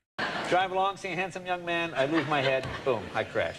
Now, do you like cars? Do you like fast cars? I do. I like fast cars. I know you have a lot of cars and motorcycles. Oh, see that? She didn't say like a single time yet. I mean, this is an impressive interview from a teenager. I mean, obviously she should not have been in that movie, but she is very well spoken. Between boys and girls. When I was 16, the day I turned 16, I got my license. The next day, I rolled my mother's Ford Falcon. It was just, I mean, it didn't hit something. I actually rolled it, you know. See, you're very sensible. You go, well, I'm going to wait. I'm going to wait. Wait till I can. I love fast cars, though, but it's dangerous to drive fast. Well, it is. Also, you know what's curious? She's very measured in her responses. I mean, look how measured she is. Like, she's not misspeaking. She clearly thinks about what she's gonna say, and she says it. Like, there's clear brain processing going on in the background. Yes, it is dangerous. Yeah. Now, do you have a boyfriend who has a car?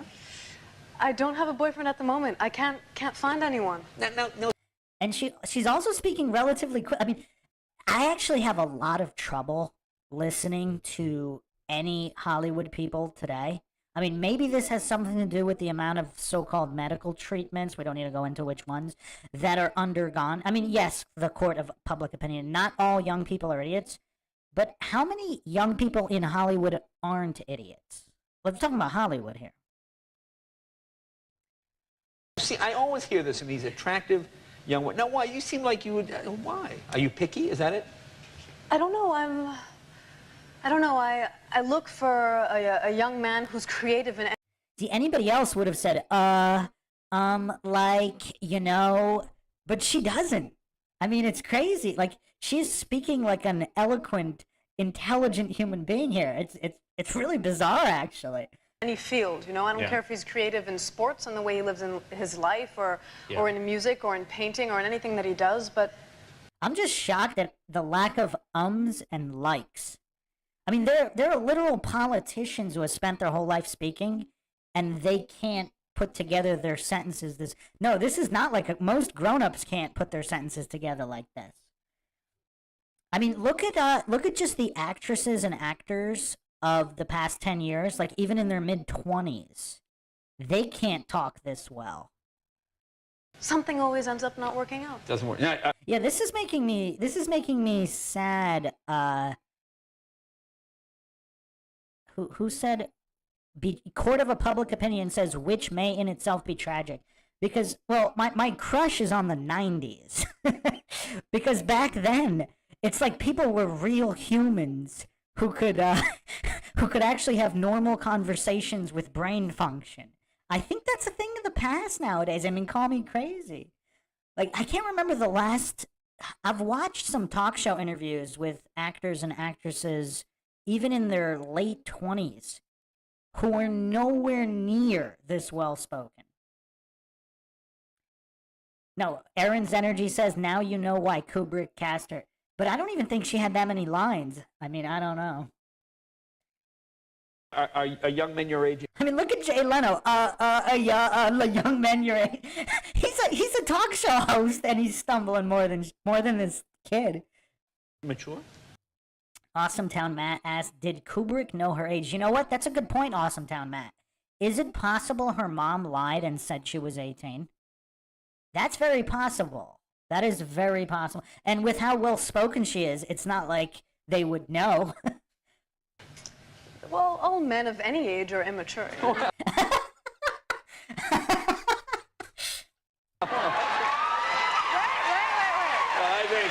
Wait, what? What?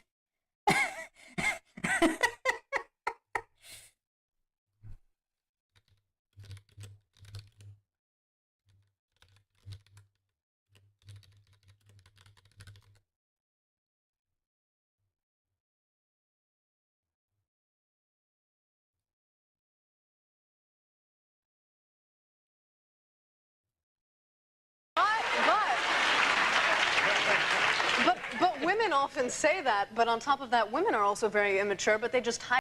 That looks like Pee Wee Herman to me. I was trying to find verification on why Pee Wee Herman is there. But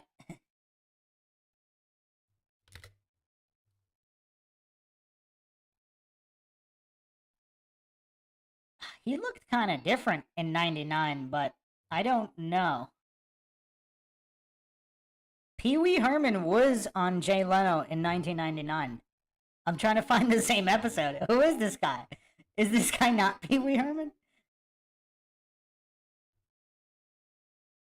Pee Wee Herman did a Jay Leno interview this same year. I don't know. He looked a little different in 99, though.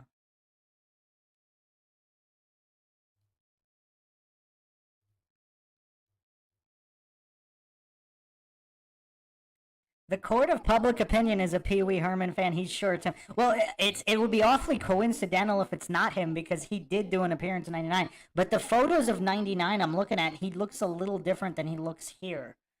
So, I don't know, but... I mean, there were quite a few guys that looked like that in 99, but that might be him. That's weird. It with the sophistication and table manners, you know. Right, and yeah. Thank you very much. Thank you. Thank you. Look at this guy. Yeah. Now, how about being tall? Do you find, are men intimidated by that? Men are kind of intimidated by that. I often get, I'd really like you if you weren't so tall. You know, and I'd say, oh, and if I were shorter, what makes you think that I would go out with you? You know? Wow, she's funny. This is weird. This is definitely kind of weird. So, is the theory, her and her mom, they claimed, so if they claimed she was 18, 'cause, I don't know, if, you know what else is kind of weird, though? If Kubrick is trying to blow the whistle on something, would he add the layers of trying to make a point by casting an under 18-year-old for that scene, as if to add another layer of blowing the whistle?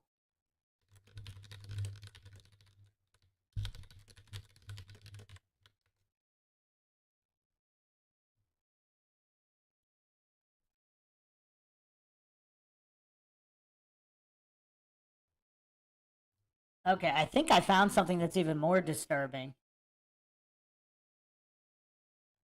There's a Facebook post with a quote from her interview claiming she was too young to read the script of Eyes Wide Shut, but apparently not too young to act in those scenes. Alright, hold on a sec. This is so bizarre. And by the way, the reason this was on the watch list was not because of Eyes Wide Shut. Like, it was because The Glass House is a good movie.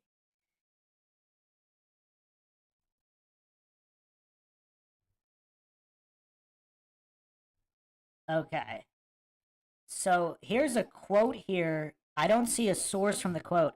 It says that when she was cast, she was 14. Quote, I was 14. That's really young. I didn't read the script. I wasn't allowed. But I don't see a source for this interview, so I don't know if this is a real source. But they filmed over the course of several years, so she might not have actually shot the weird scenes until later, but yeah, that's still weird.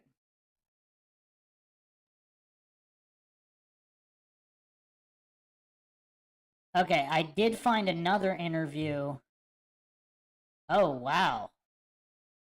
Whoa, this interview is from last month?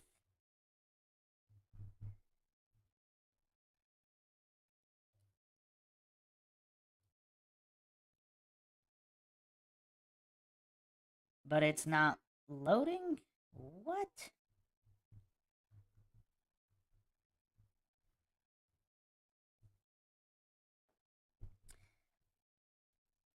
I guess I could watch it with the commentary to see what they say, but I don't really like watching that movie. For a lot of different reasons. It's just a disturbing movie.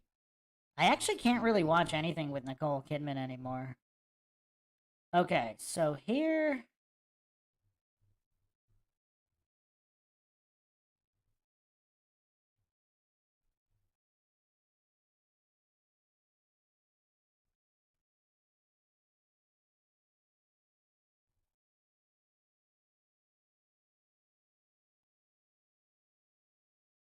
She told another magazine in 2018, quote, it's kind of a gross industry.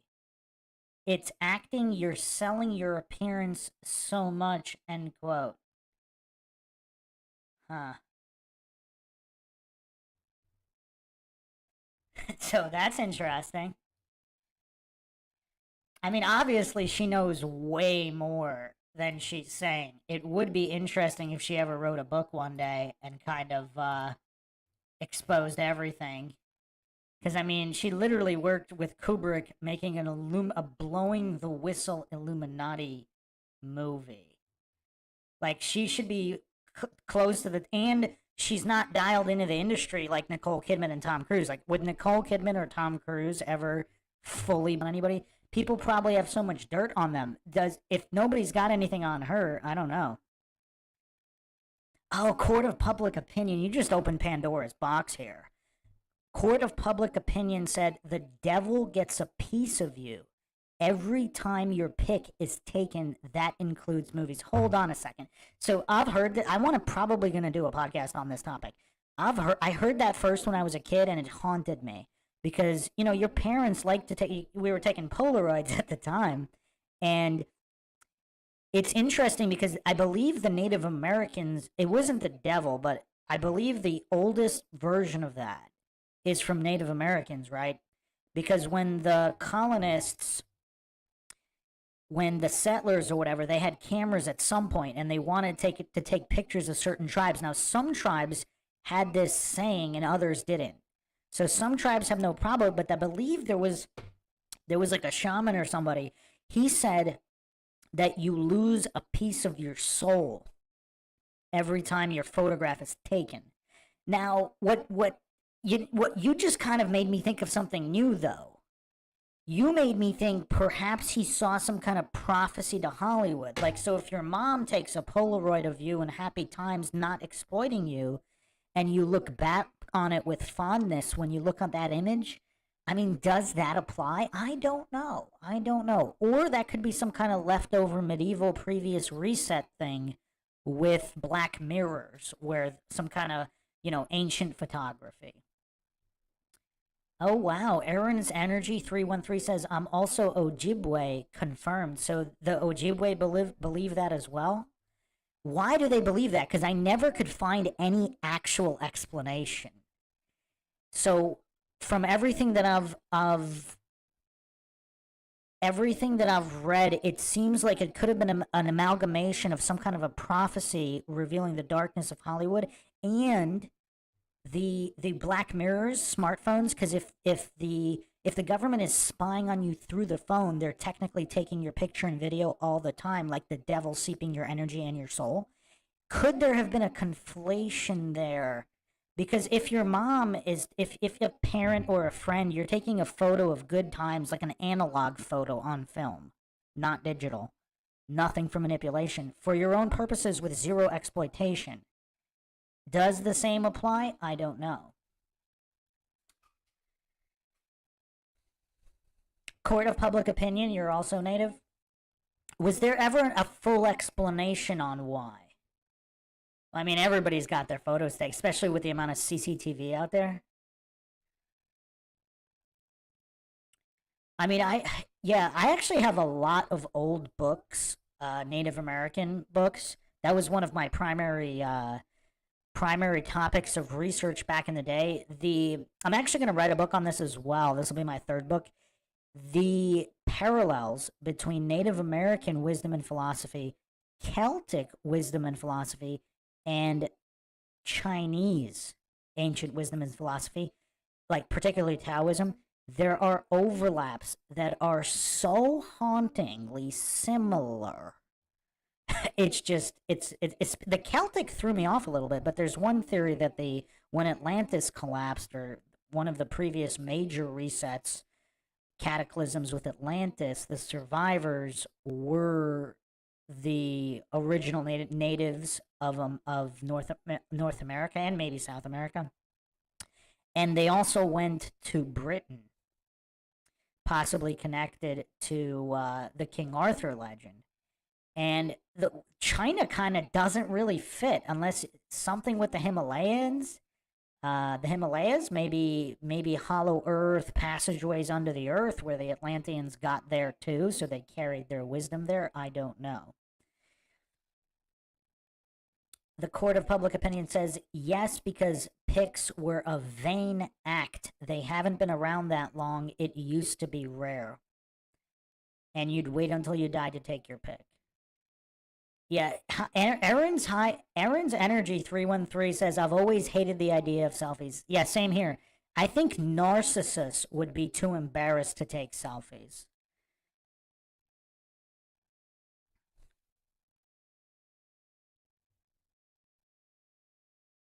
Glitched OTR says they spread out from Mount Meru.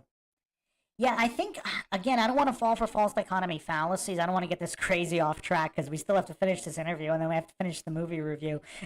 But these Q&As get so wild that it's fun. It's always fun, especially with logical people in the chat, so we can actually, you know, cover all the different theories on everything. Yeah, I'm not sure we can equate all photography together, but there's definitely something to it. There's definitely something to it. Like, there's something resounding about that. And I'm not 100% sure if it's based on the technology itself or if it's connected to, the state trying to take your picture or Hollywood exploiting things of that nature. Because if time is more of a circle instead of linear, a lot of these ancient shamans with all this wisdom, they might have been glimpsing maybe Hollywood or CCTV police state, like things of that nature, and they kind of put it in the same category as all photography. Maybe. I'm just, obviously, I'm not claiming that's true, untrue, but I wouldn't dismiss it. I definitely would not dismiss it, especially if your soul is energy. And when you take a photo, it captures your energy. Theoretically, if energy cannot be created or destroyed, there would be energy lost, right? Just on a basic physics perspective, right? So, yeah. Awesome Town Matt, I do not know how this is not more of a story, because obviously it was a story with movies in like the 70s and 80s, especially in French movies, maybe French movies today even. But Hollywood, a Kubrick film that was released in 1999, you would think that that would be huge. So yeah, there's a few hours of unreleased footage from that as well. Okay, so let's continue here. I mean, this is making me really miss the 90s more than anything. I mean, it's like people were real people back then. Now we have a bunch of zombies walking around. That's right. Well, that shouldn't But be. in a nice way. But in a nice way. No, but that doesn't, all shouldn't be. No, it shouldn't be a problem. Now, Eyes Wide Shut has gotten a tremendous amount of press. Yes. I mean, it must be odd to be in a film you're not old enough to see. Wow, I totally forgot about that. Yeah, you can't get it. It was rated R, and then the uncut. There's also an extended cut. I think it's not that much longer though. They still left out. I think it possibly could have been up to 3 hours, and obviously Kubrick worked in a lot of symbolism. I think that might have been his he was trying to make that his opus, and he was trying to blow the whistle on literally everything. So obviously with him dead, and some people think it's coincidental that he died so soon after filming finished. So, I mean, who's going to verify the final cut of the movie? So they could cut out everything and he would never know. Oh, use your illusions posted. From what I remember reading, people thought it was black magic that caused the image, and they thought it was stealing the soul. Interesting.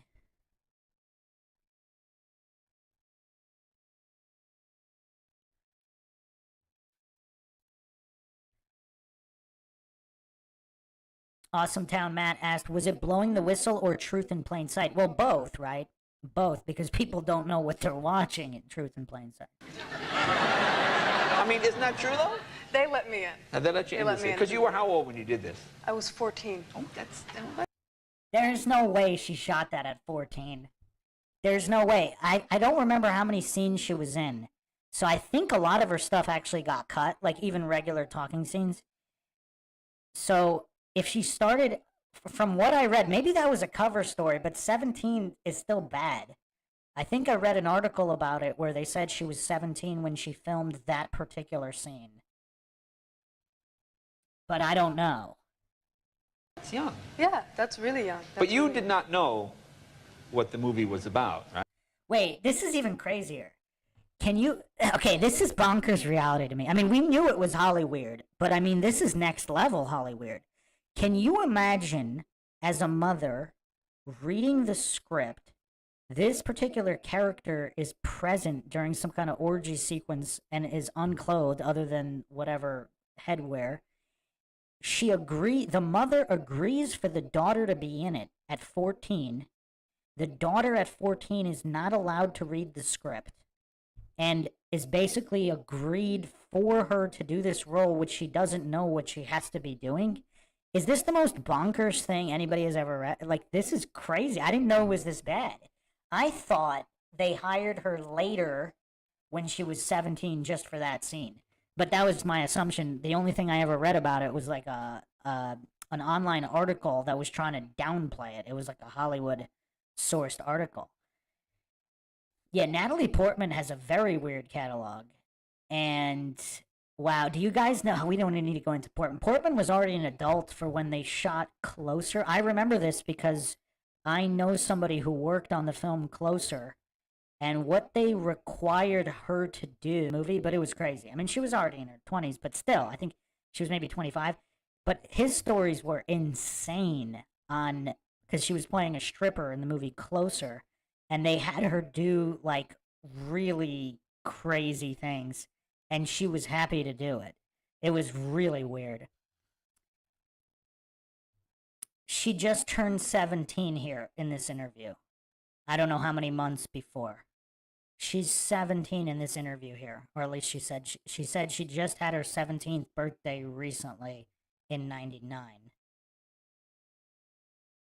I didn't. I had a slight clue just as much as everybody else did, but I didn't read the script.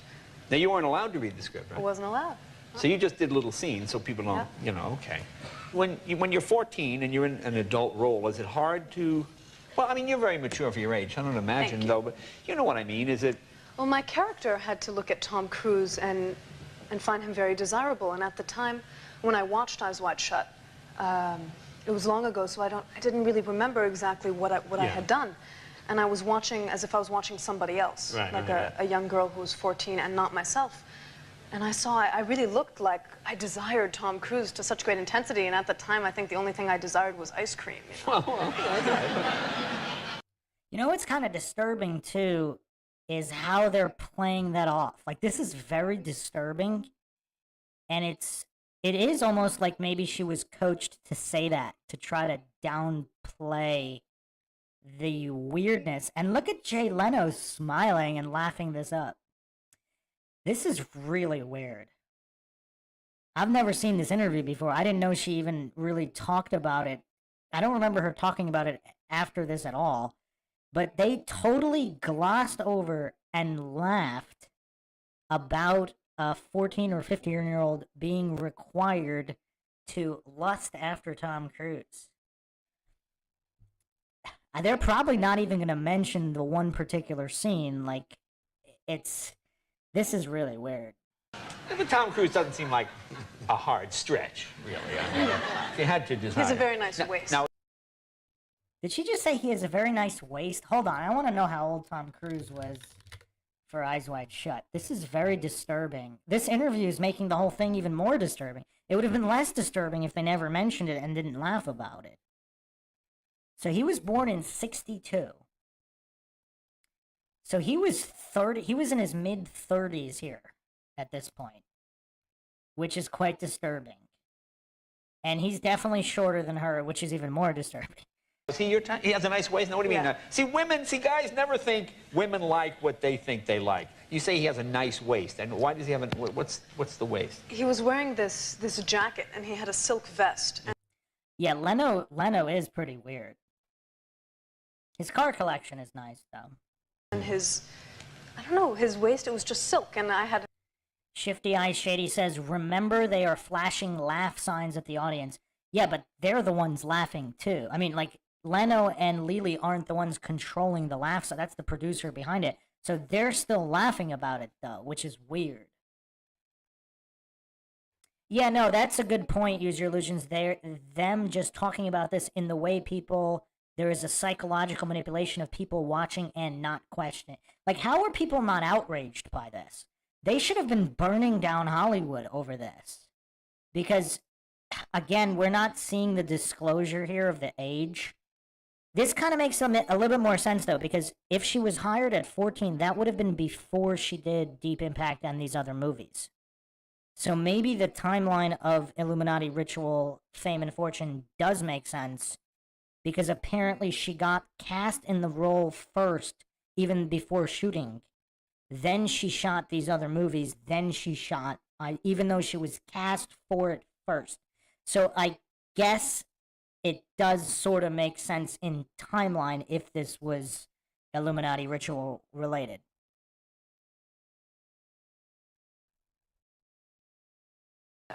My stomach was bare, and she had to kind of wrap her arms around him, and since his waist was silk in the back, it was just soft. It was very nice. Oh, she had a nice...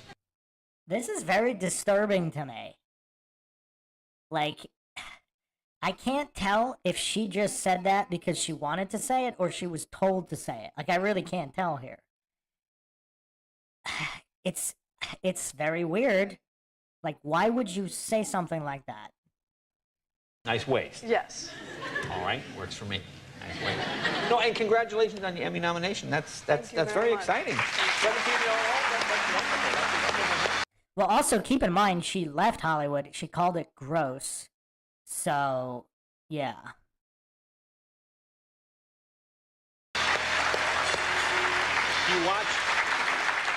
You probably don't get a chance to watch a lot of TV, do you? I don't. I watch Joan of Arc, but I don't watch You watch Joan of Arc. Yeah. Now, what are you doing the rest of the summer? Are you doing more movies? I'm working on a film in Minnesota. Okay. Yeah. So, court of public opinion is saying, look at her face. She's putting him on.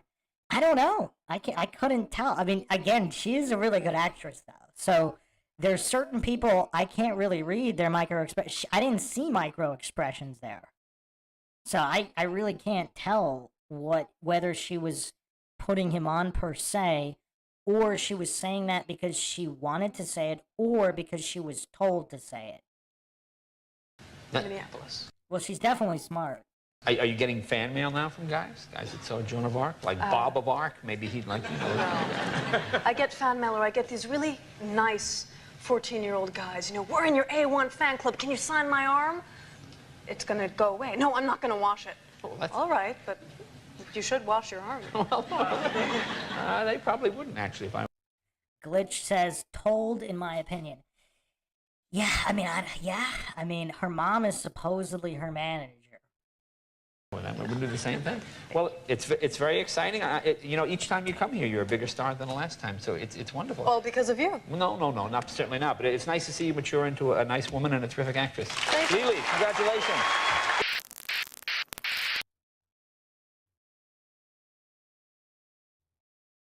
All they show you is dead people sprawled out. Okay. Yeah, this was just... YouTube's really weird. It just doubled up the glitch. So is that really Pee Wee Herman sitting next to a 17-year-old talking about Kubrick's Eyes Wide Shut and her being 14 when she was cast? Is that really what we're watching here on Jay Leno? I mean, this is bonkers. This is bonkers.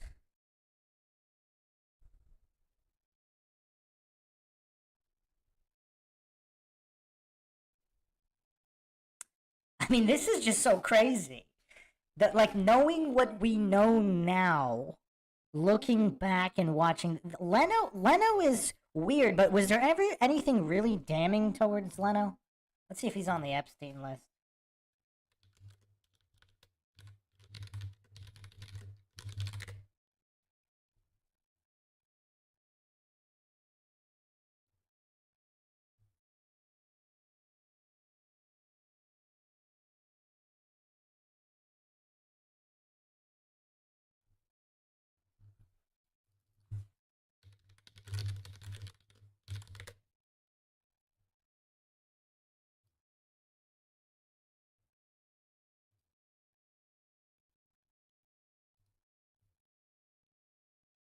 Anybody see his name on an Epstein list? Yeah, I don't see it. It wasn't on the original list released that everybody said was fake, and then it turned out that most of them were confirmed in court docs. Yeah, I don't see his name on there. He wasn't on the first initial released list, whatever you want to make of that. So I don't know if there's anything really damning regarding Leno, but that was definitely a strange interview.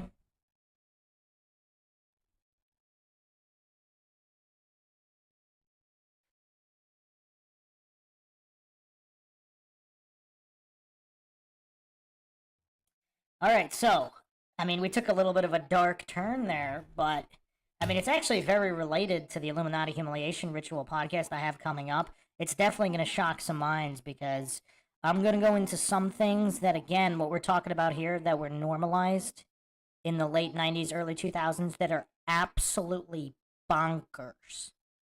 I mean, it's all with adults, but still, it was absolutely bonkers. MK Ultra connections, Illuminati connections, etc.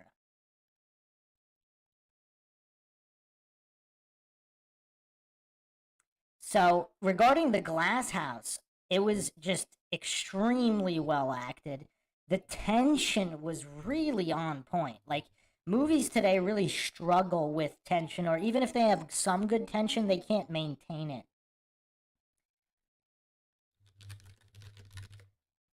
So the Glass House again, this was supposedly the original cut was almost 3 hours.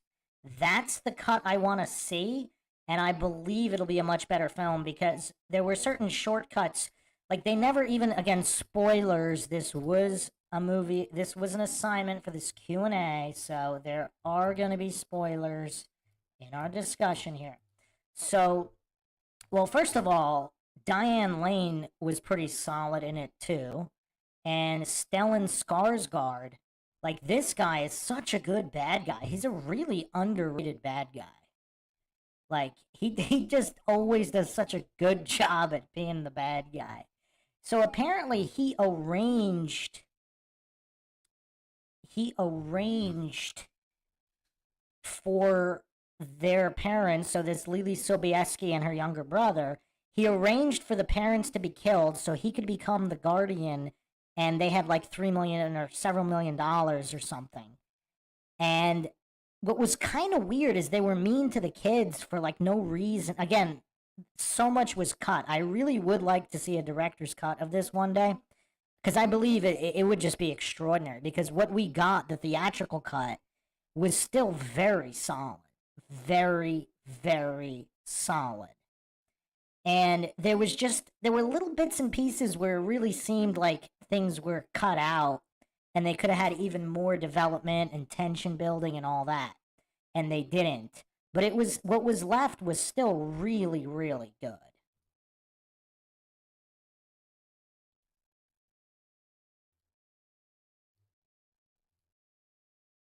So apparent, and the plot was relatively original there. There were also issues again with the new school, the police, and I know there was a subplot cut out because for those that remember, her high school friends before they moved to the Glass House, there was a scene where they said just because she forgot about us doesn't mean we forgot about her, and they were going to go visit her at the Glass House. So when I was watching it, I actually thought her friends were going to come kind of either save them or play some kind of role in the finale. And then we just never saw them again. So there was definitely more than one subplot cut out there. So, but what we got left, it was still so solid. Just the way everything played out. I don't want to, really give all the spoilers. But the general plot is, these kids, she's kind of troubled. She sneaks out at night a lot, whatever. The parents die in a car accident, and the parents' will named their former next door neighbors, who they were good friends with, went on vacations with, who don't have kids but always wanted kids. They were named in the will as who they were going to live with. Because I guess the brother of their uncle apparently travels out of the country a lot. So they named these former neighbors their guardians. So then they move in with them, and I think it's Malibu in this amazing huge house. What's weird from the get-go, though, is they put them in the same room. So I think she's playing, what's weird? By this time, she's already 18 or 19 or whatever, but she's playing a 16-year-old. So it's like back for the Glass House, they put it backwards, which obviously that's acceptable. And this movie's like a PG-13 movie. I mean, there's nothing really, super crazy or objectionable in it. So, there are definitely some tense scenes.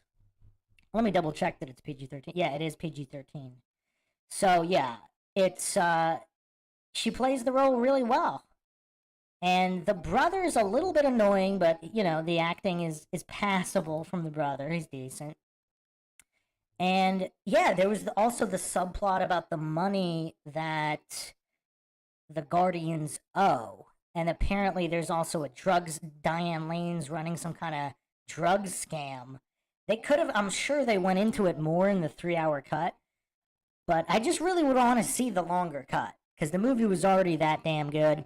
And then so Lily starts noticing like bizarre things with them. But what was kind of strange is like they immediately made it strange. Like if they want to be the Guardians and handle the money, it would behoove them to not have acted strange. I mean, the movie wouldn't have been as creepy early on because obviously they're building the 3-act structure. It wouldn't have been quite as creepy, but it would have made more sense. But who knows? Maybe the 3-hour cut has even better pacing with everything addressed. So yeah, I would give this movie. I mean, I don't think my score was generous of 8.5. I think it's a really solid movie. I mean, it's really one of the better psychological thrillers of the time period, and it came out right after 9/11, so people weren't exactly even going to the movie. I mean, it was just a very tragic time. So, yeah.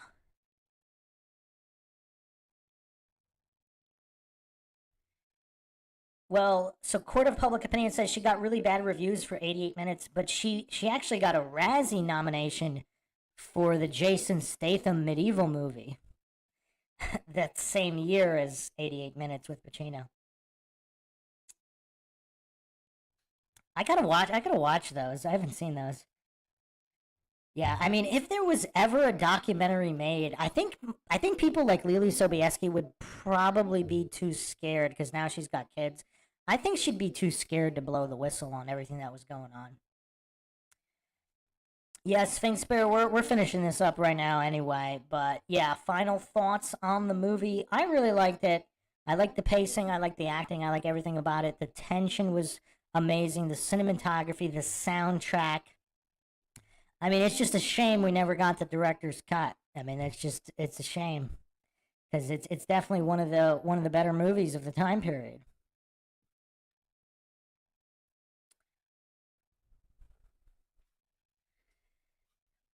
Anybody got any final thoughts on this specific particular movie? I know we kind of went all over the place. This almost turned into a deep dive on Lily Sobieski and her career and Illuminati rituals, but Denise Snyder said she really enjoyed the movie. The Court of Public Opinion talking about Summer of Sam. We are talking about the Glass House, people. Let's try to stay on topic here. Let's try to stay on topic. Glitch says, I prefer Clueless. I could never make it through that movie, believe it or not. I tried 3 different times. I could not make my way through the movie Clueless. I just couldn't do it. But yeah, so Glass House, definitely one of my favorite psychological thrillers. Next up, we had The Hidden, and perhaps we will also add the remake of Point Break to the watch list. So, hope everybody enjoyed another edition of Mindshock Live Q&A 11. We'll be back for more. Plenty more Q&As coming soon, and some big streams with a lot of mind-shocking revelations. Hope everybody enjoyed another one. If you want to help support the podcast, help Logic and Reason return to a world where it's quickly going extinct, you can donate to our PayPal. Just check the link in the description. You can also become a YouTube member right here on YouTube. Make sure you subscribe, like, and share Twitter, Facebook, Reddit, Patreon. This is Bruce McGuire signing off. Catch you guys next time.